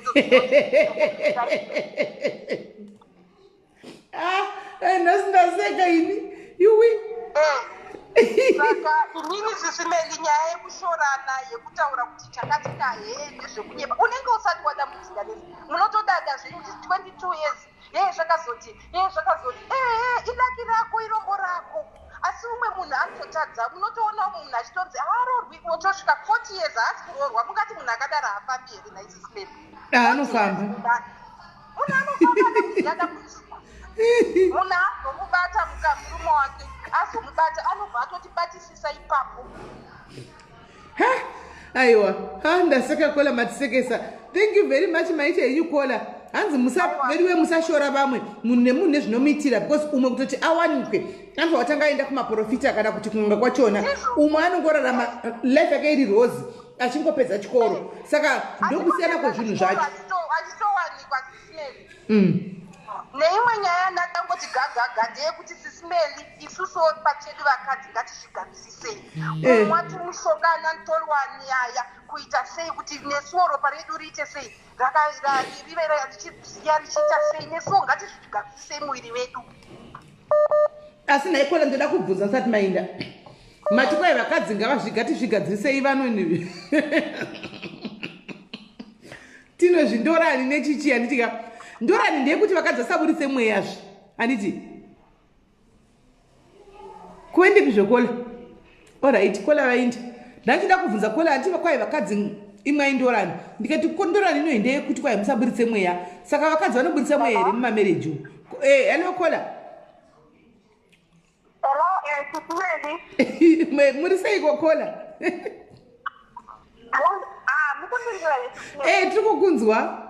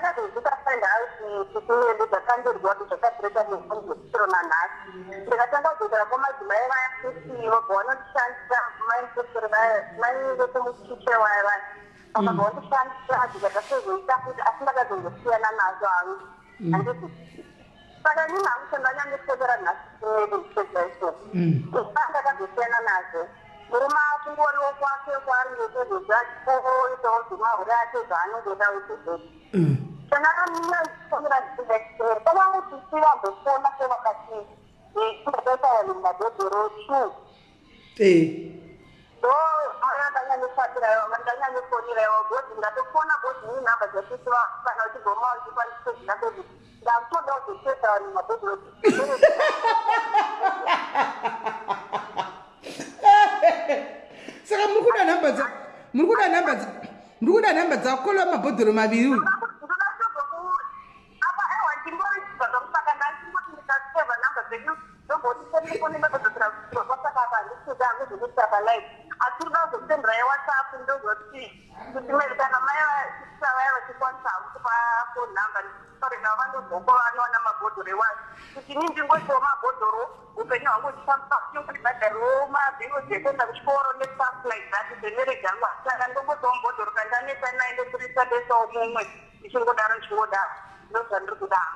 Zvino manje kola ini kule vaya vafona panapa ini handina kuseva namba dzavo ndichagoziva kuti ndiani ndovawane pive kuisa mubhodhoro vanhu tu mubhodhoro 1 kana vachiripo zvakakola izvozvi ndazosiyana zvangu ndakazvingotsvayawo ndakona ndoshanda here but vanhu vakwanda mukada kutarisa melika vanozotitorera mari chete avanogona zvemishonga chachitesa apana nekuti mukati kana urudesparetinekunaugatisaimba yako kamazoti mai vako nike vanoshandira wotomhanya kuti mari wotomhanya ukototozositwa mari andichadi izvozvo ndakuda zvokuta pabhodhoro ndobva zvangoitawo zvazvechingoitawo kana ndaneta nazvo nokudisawo zvesho vamwe upenyu huchitofamba. I hope kuti kola vachiripo vacho vari kuzvinzwa. I hope vachiripo vari kuzvinzwa so that kana vakazouya kuinbox kwangu aiwa kakanzi kunyatinyimani ndongokutiwo ndevavava mutaurirana vokudzai kuti vakaisa mumabhodhoro vaviri kupi sezvo mati makuda zvokungoisa muchiburitsa mubhotoro kana manita nemunhu moburitsa moisa umwe muchidaro hamuchadei zveidi zvecommitment. ase commitment aichati hazvisina hazvizvokuwedza Mubhodhoro saka ndichakusezai namba dzangu paWhatsApp kana vari kosisa vaya tizobatana tisati. Alright, pakanaka kola maite henyu. Thank you very much. Alright, thank you. Bye-bye. Alright. Right. Kola vati vakuda havachadi zvema-relationships izvi. Kwai ndakuda zvokungoti ndikaisa Mubhodhoro vari kutsvakawo nhamba dzakola uya ambofona pekutanga uya ndiye wavari kutsvaga kuti vaise Mubhodhoro vaupuwe nhamba dzekuti vanoisa Mubhodhoro vachiburisa vachiisa Mubhodhoro vachiburisa ndo nhamba dzavari kuda. Kwai ini zvokucharogwa ina ndichadi. Kola hello. Hello, maswera SIS MELLY. Wedzera volume pafoni yako ndaswera sei munini? Just a quick one, I think pane pano patakanganisa. I've been following the show Verabakutanga. Ndachikumbira kuti the next caller achafona achitaura kuti akaisa munhu Mubhodhoro kana kuti akamutyisa something. Ndoda kunyatsoziva kuti varume ava vanenge vachizoita zvekudii. Kana amboti ini ndikamuti sumuka anosumuka, ndikamuti gara anogara. Handiti ngapamboitawo kana 1 or 2 ngatinyatsotaura kuti zvofamba sei mbao.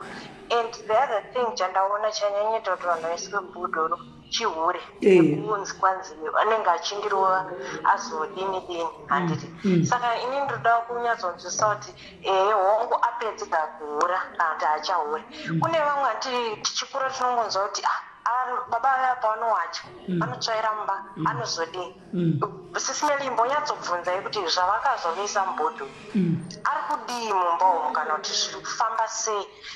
Vari kuti zvangu zvakatoita zvakagadzirisika ngavatibatsire nemunyatsokutudzo kuti inangu handina saiti handisati ndaroorwa tichitoda kutonyatsonzwisa. So you never know, pamwe mangwana ndiniwo ndichazenge ndakuisa wangu Mubhodhoro but ndoda kuziva kuti anosuka here anowacha anodii. Imbonyatsopabvunza ipapo SIS MELLY tinzwisise.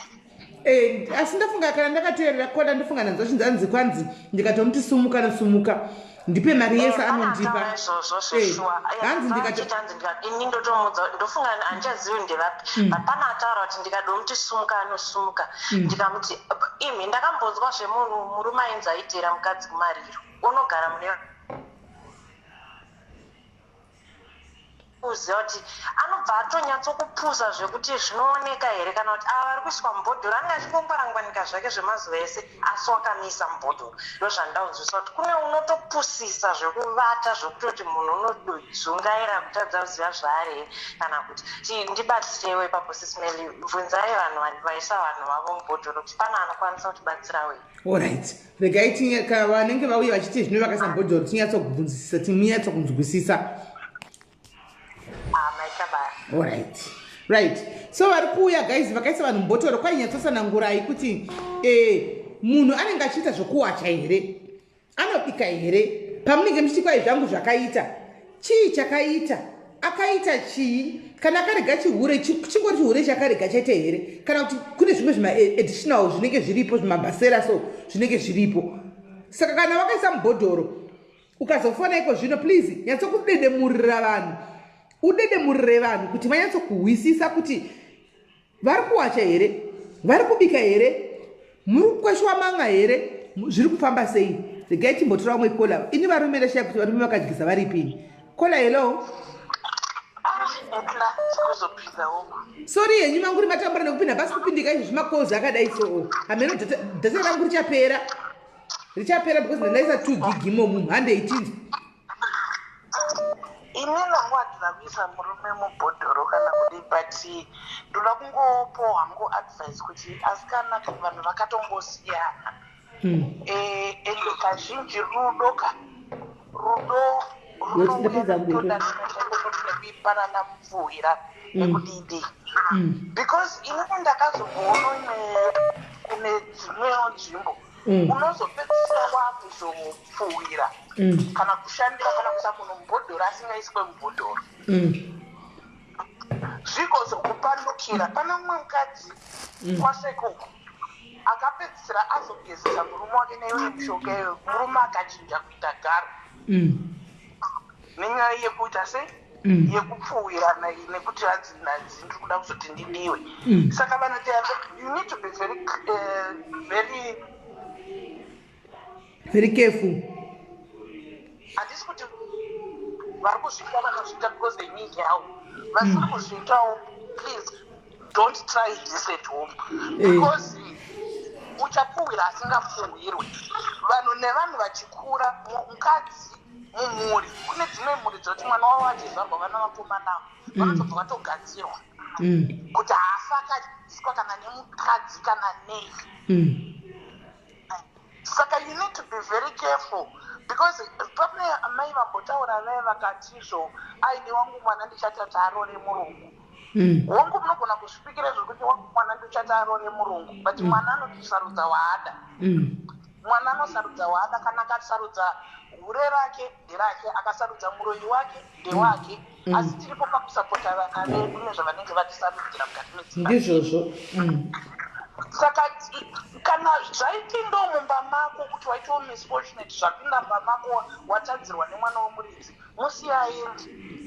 musiyaende zvake, nokuti kuchazonotsvagana nezvinhu zvinozokutambudza futi.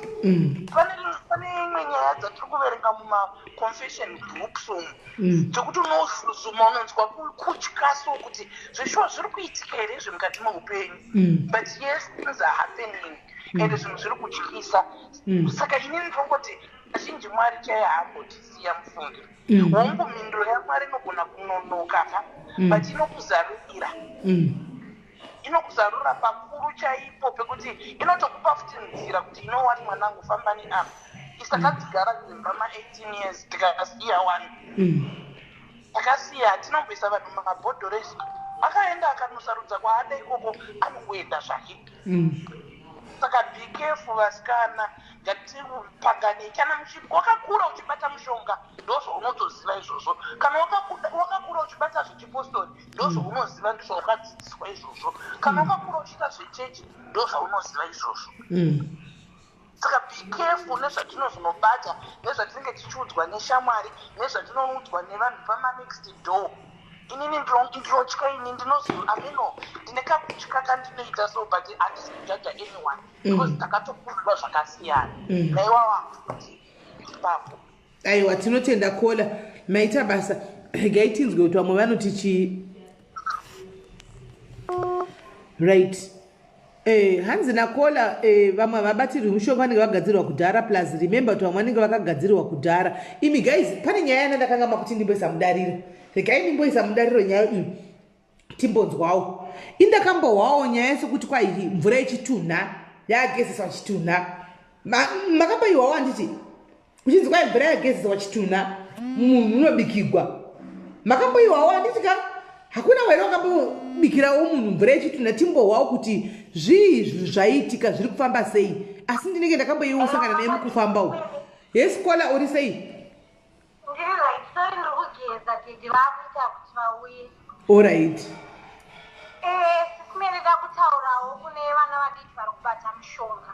Ini ndaive hure remakoko. Munoziva rinonzi garinya. Waive hure?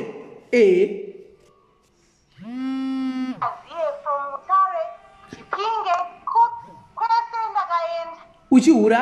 Mwari vakandiwanira nyasha. Yes. Because I'm happily married, ndakarorwa, ndatomumba mangu, hati manzwa. Kugeza, imvura. Ndiri kutogeza, ndamumba mangu, ndakarorwa, zvakadadisa. Enderai mberi Kola. Ndikati abike anobika. Vana manepi anochinja, hapana chaasingaite, asi handina mushonga wandakabata. Mwari vakapindira mukati meupenyu hwangu. Saka ndirongotaura izvi zvemushonga izvi guys zviri short lived. But kune chinhu chinonzi Mwari, zvaMwari hazviperi. Ndozvandaida ngo.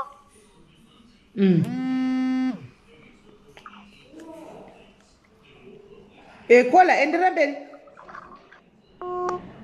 Kola vadona tatsati tawa. Kola ari kuti inini ndakahura. Hanzi ndakasohura kuti garinya kwai ndaive ndiri garinya ramakokoro kupedzisira chairo. Kune makokoro kuti ndakasotenderera nenyika ndichitoita chigarinya changu ndichinyatsokupomba, ndichinyatsokulambastisa, handimaona achihurisisa handiti. Asi wakazowanikwa izvo zvakapinda mbambake zvakanaka akagara zvakanaka nakanditika haana mushonga waakashandisa ndikola vocho kola hello ene manguri matambura sori yei ndanguri ndabvira kola ndazviona mamatambura nokuzama kufona kani musingapinda havasi kupindika zvekumhanya masora makadiko masora seko kola taswera but sisimeo ndoda kukuudzai kuti inini izvezvine kazini yangu takafamba sisimeo ndanditori nekabhuku cheng'anga kuzimbabwe malawi kupiko you name it ndiri mwana mudiki ndiri kuma30s but niyoti ndandatambudzwa nekamurume kakanga kandirora sisimeo ndakafamba ndafamba sisimeo ndikarovera hoko nemudzimba sisimeo ndikapuwa ikunzi mabhodhoro chikanda munzira mamwe achimboramba kupwanyika munoziva kuti unofamba pakati petara yerodi upwanya bhodhoro rokunguruka ronoti kune rimwe saidi pa richiramba kupwanyika iko zvino sisimeo ndakapedza digrii ndadokta murume anchada sisimeo mba murume achabuda murume akundudza kuti aiwa totochembedzana because murume wangu ari older than mini ndiri yanga makanga madyise sisimeo hapana zvansina kuita zvese zvatorwa zvetudhodhi twemunyimo sisimeo zvenzara kupara pasi pechi because sisimeo murume wangu anga ane chiuno ini ndiri mwana womudiki saka ini nobva ndatanga kungofambawo nekazini yangu but sisimeo ezvinezvo murume ndibva ndati chiure chake chandinetsa kuhura hana kuregedza but rudomba zvinhu zvese ndaitirwa izvinezvi sisimeo zvinhu zvese ndaitirwa even mota ndine munhu anondidhiraivha ini handidhiraivhe but mota ndine munhu but ini nonenda ndata iwo chinyi wakahurawo ini nonda mwana mudiki ezvine ndauda ofara chendako kana kumauri murume autangwa tanzitotochembedzana ine aikazvo saka amana kandoda kukuudza izvo nekuti amana mukatamba nezvinhu zvika paunenge wakusazomuda munhu ikachibvoitira munhu wauri kuda nekuti sisimeo ndinotoda iri programu yangu ndega nekuti ndine kabhuku ende ndakafamba aiwa hanzi henyu aiwa tiripo hedu tiuze henyu kabhuku rega tinyatsogara netipohwa yechibhuku chenyu I'm not even 40 sisimeo kucheka nanyora kuzasi kune kazini yangu chinyiko but ene kazini yangu musunu aitaya kurasa zvake zvinhu akundudza kuti arasa zvimwe ndakupuwa zvipfudugura here zvemamini brief evanhu ati akanga akasonowa netsoro akuti ndarasa zvakadaro ngati manjikazinda kana urasa zvakadaroka munhu apana kwauri kuenda bhozi watomurasa mubhini ka wakamusonerera imomo sisimeo masoksi kusunga masoksi izo dzekunzi anzitsvaira idzimba idzi muchita sei hapana zvandisina kuita saka ena ndichazoti ndiri zvakashanda because kana kunamata ndaitawo zvekunamata ndaenda ikoko chinonamata zvekupi zvekumwe hapana dzandisina kuita vamwe kuti vaisatomudzwa kana chirungu taitonetsana kukikiritsana kuti ndinzi kuti varida kutaura kuti chini saka ndozvanda kutaura kuti sisimeoka vanhu ngavaite zvavo but at their own risk zviriko zvinoshanda isu takatozofunda vamwe baba ndauda kuti varivhese zvikanzi baba wakafa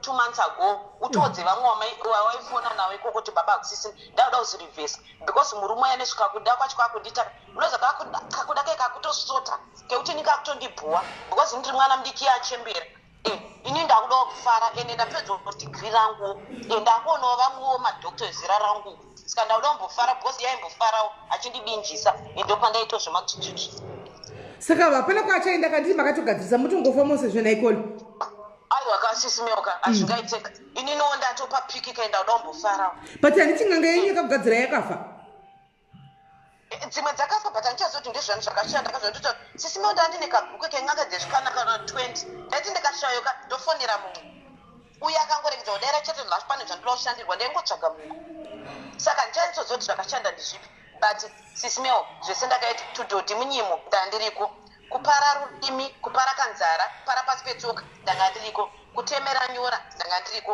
wekupfeka mukati ndakapfeka wekuisa vanhu mabhodhoro muchipwanyira hanzi pakati perodhi ndakaita muno mulondon ngochatsikwa nemota uchida kupwanya bhodhoro uchiramba kupwanyira chikunguruka uchinzi excuse me you drop something wendaono kanhunga kabhodhoro modzokorodza sisimeo todzokorodza but ene zvindine kazini yangu zvangu anoziva anotoziva kana kamukabheki kamuke waiti kari mupamangu ndakamudza ndikati if anything happens kazi unongochitoskotora kabheki iyewo ndinozivawo zvake zvaanoita you know but haini naunga sisimeo kanyaidzika people ka do it at your own risk because pane zvimwe zvozoti iwe hauchada munhu wacho ende munhu akukuda wakaita uri mwana mudiki uchingofuririkawo nenyota wangu wakurumidza kuroorwa but murume achikunetsa wozoona wakura kuti aiwa baba vakaiwa ina ndichada ke saka murume wenyu raadhara here atova muchembere asi mudhara ari kuma50s is 52 saka imimi hamuchadi manje nokuti mave nedhigiri here kana kuti makuda kumbofara ini ndakuda kumbofarawo because gara chindozotanzi life inozotanga kana kuma 35 and I know I'm going to be 35 this year skanda kuona kuti life yacho what is life all about and ndogara nditomudza kuti ndo wakandiudza kuti life begins kana ndakuma 35 and singa 35 kanzayoka totochembedzana akuda kushandisa vana manje nezvekuti we've got kids together when I woda utove chinyi unoza zvoti think about the kids but sisimeuka chandinongoti ndezvekuti kana waitira munhu chibvoitoti uritozokuti munhu wacho kutomuda mamesi because vanhu vavanofara ende munoona uchagogovashaya ende zvimwe zvacho sisime hazvishande that time zvinozoshanda maybe upaunenge wakusada wakuti you know what now I just don't want, I don't care, I just want to live my life zvotanga kushanda like ende zvine quarantine akauya murume akati ndatoya aimbenda magirlfriends kuda kuti dzokera ikoko munhu haadi hanzi andichatoda ndatoda zvepano pamusha hapana kwanichaenda saka toita sei saka ndozvandoti macousins itai zvenyu but ndapota macousins ndapota do it kana zvichibviraka musaite zvenyu because kana kusazomudaka problems saka manje imi muchaita sei pakesi yenyu iyi because munhu hakuna kwachaenda imi hamuchadi ani sisime kuti bhoneska enda kutongoro ndiri mumba macho zvino mukabatwa muzourawo here naikola apa hatombondibate bhosi kukutyisa kwacho kwandakatoitaka nefoshora kubata chekwa even friend yangu ikatofona nasikamudza kuti mukadzi wako ari kuura antonza mafriends angu kuti mozofona kana mukadzi wangu wacho aripo kana uchitori best friend yake hey haya hazvoni zvakashanda but hazvichana kids aiwa hazvichana kids hazvichana kids because inini pandakaita usisime ndandiri mwana mudiki but inoti kuti ndiri kujustify kuti mwana mudiki wacho because zvadaita ndaizviziva kuti ndiri kutoitira murume handiti but nyaya yekuti unenge ungori zvazvokuti unenge washushikana munoza munhu achiura sisime inini munhu aita achienda udzoka kana na4 am ka ndosvika ndosikoidya sisime ndichiita kunzwa kuda kurutsa ndichinamata kuti mwari muri kuziva kwanga ari murume uyu akandirora ndiri mhandara ndikatochata muchato muno muLondon musandatombone vana ndikazviita vana but akazongotanga kungohura ndakarwadziwa ndiri mwana mudiki zvazvoti I used to cry kumumira usvika apinda pana 4 am otosinyatso ndiudza kuti ndine umwe musikana akati kanewe ende uri mukadzi wangu ende handisi kukuramba hapana kwauri kuenda ndopanakatongoti okay kana munhu achainava asi kuda zvekuramba nanyini hapana kwada kuti ndiende sikaenda kuitawo zvandinoita kuti at least ichi adzoke kwanditi tisave vakadzi tumumba you get what I'm saying saka ndo zvandakazviitira bosi iye akanga tondodza kuti iwe handisi kuzokuramba but ndane umwe girlfriend wandiri kurara naye asi chinyi zvichangopera you need to be patient because zvinhu zvinongopera kana zvapera inini bosi iwo ndinokuda ndopandakati okay fine ne murume wangu ndichiri kumuda rege ndito zvandaita kuti mukadzi waite sei asuduruke panzvimbo handiti ende zvemukadzi asuduruka panzvimbo after makore zvakatora makore sisimewo handidi kunyepa zvakatora makore kuti asuduruke panzvimbo akazosuduruka but iko zvinondipa pandakuti ininiwo ndanetoonazvo ndazama neti zvese zvekumakona ese kana zvaisamboshanda zvese zva zvinenge zvakutanga kushanda manje ndatsva ndatotsva munoziva kwa kunonzi kutsva kwekuti sometimes unotarisa munhu unyatsoona kuti rudo rwachoka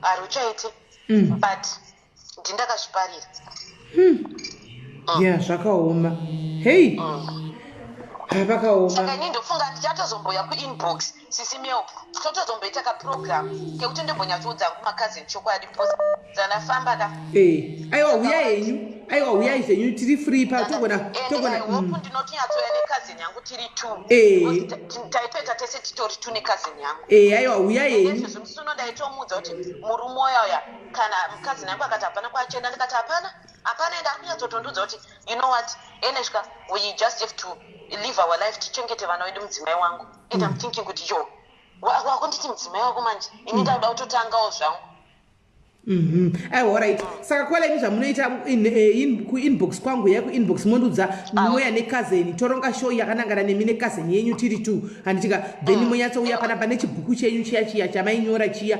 muchinyatsokuitaurira zvose vanhu vanyatsokuziva vadzidze irisisimewo kamavhura mamuchita madzisoka uso munotozvambara vari kuita ka zviriko zvinotoshanda zvitoriko asi sometimes hazvishande nguva inenge uchida zvinozoshanda maybe watokanganwa ovarivara owakuti wauchada ndopazvinotanga kushanda okonzera dzatikanamira muno dzimba dzekuLondon dzakauya dzikaitwa repent sisime unotanga uda kutsvaga kuti huko iri papi huko hauchazivi kuti kana kuti wakanamira papi dzimba dzakauya dzikapendwa unoibvisa sei huko aiwa chirega chikwana chisirai madetails pashow yedu chisirai madetails pashow yedu munemi nakazeni pamunoya muri 3 tobva tangoschedula show yedu handika togona kuita kana pamande imi ndibate kuinbox tibve taitaura tona taigadzirisa. Alright, thank you very much caller, thank you guys. Muchiti kunyepa ndichimazviona kuti zviri kuitika manga muchiti kunyepa guys. Pana caller wandiri kutsvaga guys, data rangu rakupera ndasarigwa nema megabytes mashoma ndakuza data remufoni yakutoripota kuti data rangu rakupera saka ndoda kungotora 2 callers ndobva ndadropa. Caller hello. Hello sis Melly muri bo. Mushe kanjani? 2 minutes data rangu rakupera. Okay, ona ndakudza zvangu kune zvarume vanodzisa vakadzi manje mamdaira kafoni. Makozi akawandisa zvisaundu ndati data rangu rakupera nesa remufoni izvozvi saka rakuda kutotipere ipapa apa ndina hanzvadzana chida kuedha vanonzi tatenda pamheno kuti vachipo here. Okay, rega ndikudze nyaya yeshamwari yangu nini wandakakura naye maparents akanga vaibva kuMalawi. Saka mukomana akanga achikoroka mukomana akaita mangamana akati saka akabva mbodinyenga ndikatoseka pakandinyenga ndikati unopenga here ndingadanana newe akabva anditizoni iwe kana ndikakudana newe ndinodanana newe ndikati unonyepa iwe chikanzi iwe wakanga ndobva kuMalawi here ini ndikati zvoni saka kubva kuMalawi koko kune basa rei akabva anditi alright chinditaurira musikana wani muno wanoda kuparents edu mama friends ndobva ndangoti hamenoti kudhava tauro edia medu so atisi kukunzwa kola atisi kuwedzera volume atisi kukunzwa wedzera volume atisi kukunzwa makundinzwa ngatizvoni ndakanda totaura zita remusikana umwe wose wanga ari musaladzi vasikana vaya vanga vanyengwa nevanhu vane mari vaya saka ndobva andisizvoni handinomunyenga uye ndikati unonyepa yaungomunyenga ndikati ndudzo tinomunyenga sei akabva buritsa kahengechefu mupoketi chikanzi urikona kakajirata ndinopukuta nako kumeso ndamuona so musikana ndosvika nongotaura naye kudaiwo anobva atondira ndikati unonyepa iwe ndikanzi miraone next week ndinenge ndakufamba naye musikana uyu ndikabheja ndikati kana anga asingari musikana uyu anongonyengwa ka akatonyengwa musikana iwe vakatodanana ndikasangana navo one day vari vese kudai akabva anditarisa akanditswinyirira ziso kudai I couldn't believe it. Vakatoroorana akatozvariswa vana musikana yeye naye mukomana yeye saka varume vanotozviitawo kuvakadzi havasi vakadzi vega vanozviita saka vakatozoroorana vanhu ivavo vakatozoroorana vanhu ivavo ende vanga vasingasiyani vaitofamba vakabatana maoko musikana akatoramba ese magara akanga ainawo because vanga vari masaradhika vasikana vacho nokuda kwechimucheka kwekuda nechimucheka cho chakangopukuta nacho kumesa akataura naye handizoziva hangu zvimwe zvakazoita hana uzondiudza ake madetails but akanitsondibhedhera akati ko iwewe kana ndichida kukunhingirikina kukunyenga ndinokunyenga iwe ndo unotozonyatsopenga neni saka hazvizi vakadzi chete varume vanotozviitawo handiti aiwa maita henyu caller, thank you very much. Nguva yedu data redu panapa ndinoda kupera guys. I think we are going to have part 2 yenyaya iyi. We are going to have part 2 yenyaya iyi because ndandaisawo 2 gig dziya dzati chovha asi dzachovha saka zvatichaita kana ndichatora caller 1 wekupedzisira handichika then tobva ndastopa guys because data rangu rakupera and then caller hello and then toita part 2 yacho tozoenda part 2 yachona caller hello because tine vaya vari kuya nakazeni vaya vane chibhuku vaya tichazozonzwisisa kola muri sei tiripo ngatingoti gwigwigwigwi inogona kuti idambukire inini yangu ndesikana nemukomana vakaenda just after they got married vakaendeswa naamweni namai vemusikana zvikanzi takuenda kunokubatanidzana uri kuda here zvikanzi saka vakaendeswa somewhere and then vakasvika ikoko zvikanzi and then the parents anzi vakabuda here and then zvikanzi muri kuvhuma here kuti tiita izvo zvikanzi iye haakwanisi kurara nevamwe vakadzi mukadzi haakwanisi kurara nevamwe varume saka tokubatanidzai muri 2 saka vakatora majira 2 and then they put them together kuti chii vasasiyane saka but then the problem ndeyekuti mumwe akafa the other one haagone kumika haagone kuroora or anything zvikanzi muri kuzvivhuma here zvikanzi but then murume wacho was not sure and then munhu wacho akaona kuti murume haasiri sure zvikanzi endai chii kunofunga and then mobva madzoka saka vaenda kumba saka when they got home murume wacho haana kutaura nezvazvo ka saka mukadzi wacho akafunga kuti murume wangu what's happening saka anyway akabva adzokera mukadzi iye ari ega zvikanzi ko murume wako aenda kuzvikanzi aiwa haana kuuya but ati chi ngatiite zvikanzi okay saka akabva atoita ega. I don't think kuti murume wacho anoziva because hanzi murume wacho didn't even ask afterwards. He didn't want to talk about it because I think he just wanted to cheat. But anyway mukadzi wacho akazviita saka zviri kuita they're married 16 years nothing no problems. Sure. Inga zvakaoma. But then they were taken by their parents ka mother-in-law nemai saka vakaendeswa saka hapana uroyi handi handizivi hangu kuti ndimi majaji acho inini I don't think kune uroyi vakaendeswa and they both agreed saka zvakaita handiti. All right, thank you very much Kola for your input nebattery wozvakare. All right, thank you. Bye. All right. Hey guys, ndofunga mukona kuti show yedu yanhasika iyi haisi kupera zvekumhanya.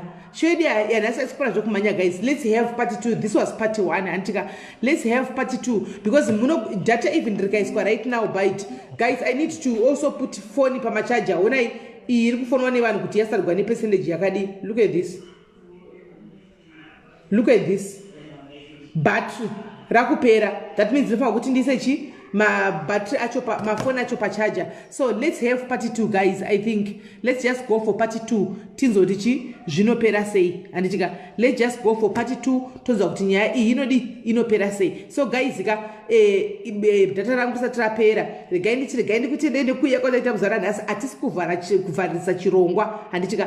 Tiri kugumira pano muzuva ranhasi hatisi kuvharisa chirongwa, tiri kugumira pano muzuva ranhasi to be continued handitika. Tiri kukontinya handiti. So tomboti show yedu yatinayo nemande tomboimira yozoita nechitatu toikontinya tongoibatanidza yokontinya nemusi wemande handitika kuti dzingosangana dzese handiti maona tingoti nadzoka 1. So part 2 nhasi handi Friday today, is it Friday? Yeah, Friday. So next show yedu iriko nemusi wemande, then our next show yedu nemande, then we continue from where we left. And muningina wangu yauya nekazeni yake vanenge vauyawo inbox tato organizer chi hanzi tikuda part 2 tomorrow. Okay, we can have tomorrow then. Okay, it's a date atina zvatiri kuita mazuva ano. Let's make it tomorrow then. We can have it tomorrow then. We can have it if you say tomorrow then you can have. Techida mbopanana mukana nditi kuti ndikaitawo live tombobva panapa toenda kwa evidence oitawo wana wamukana wekuita live, toendawo kwazuva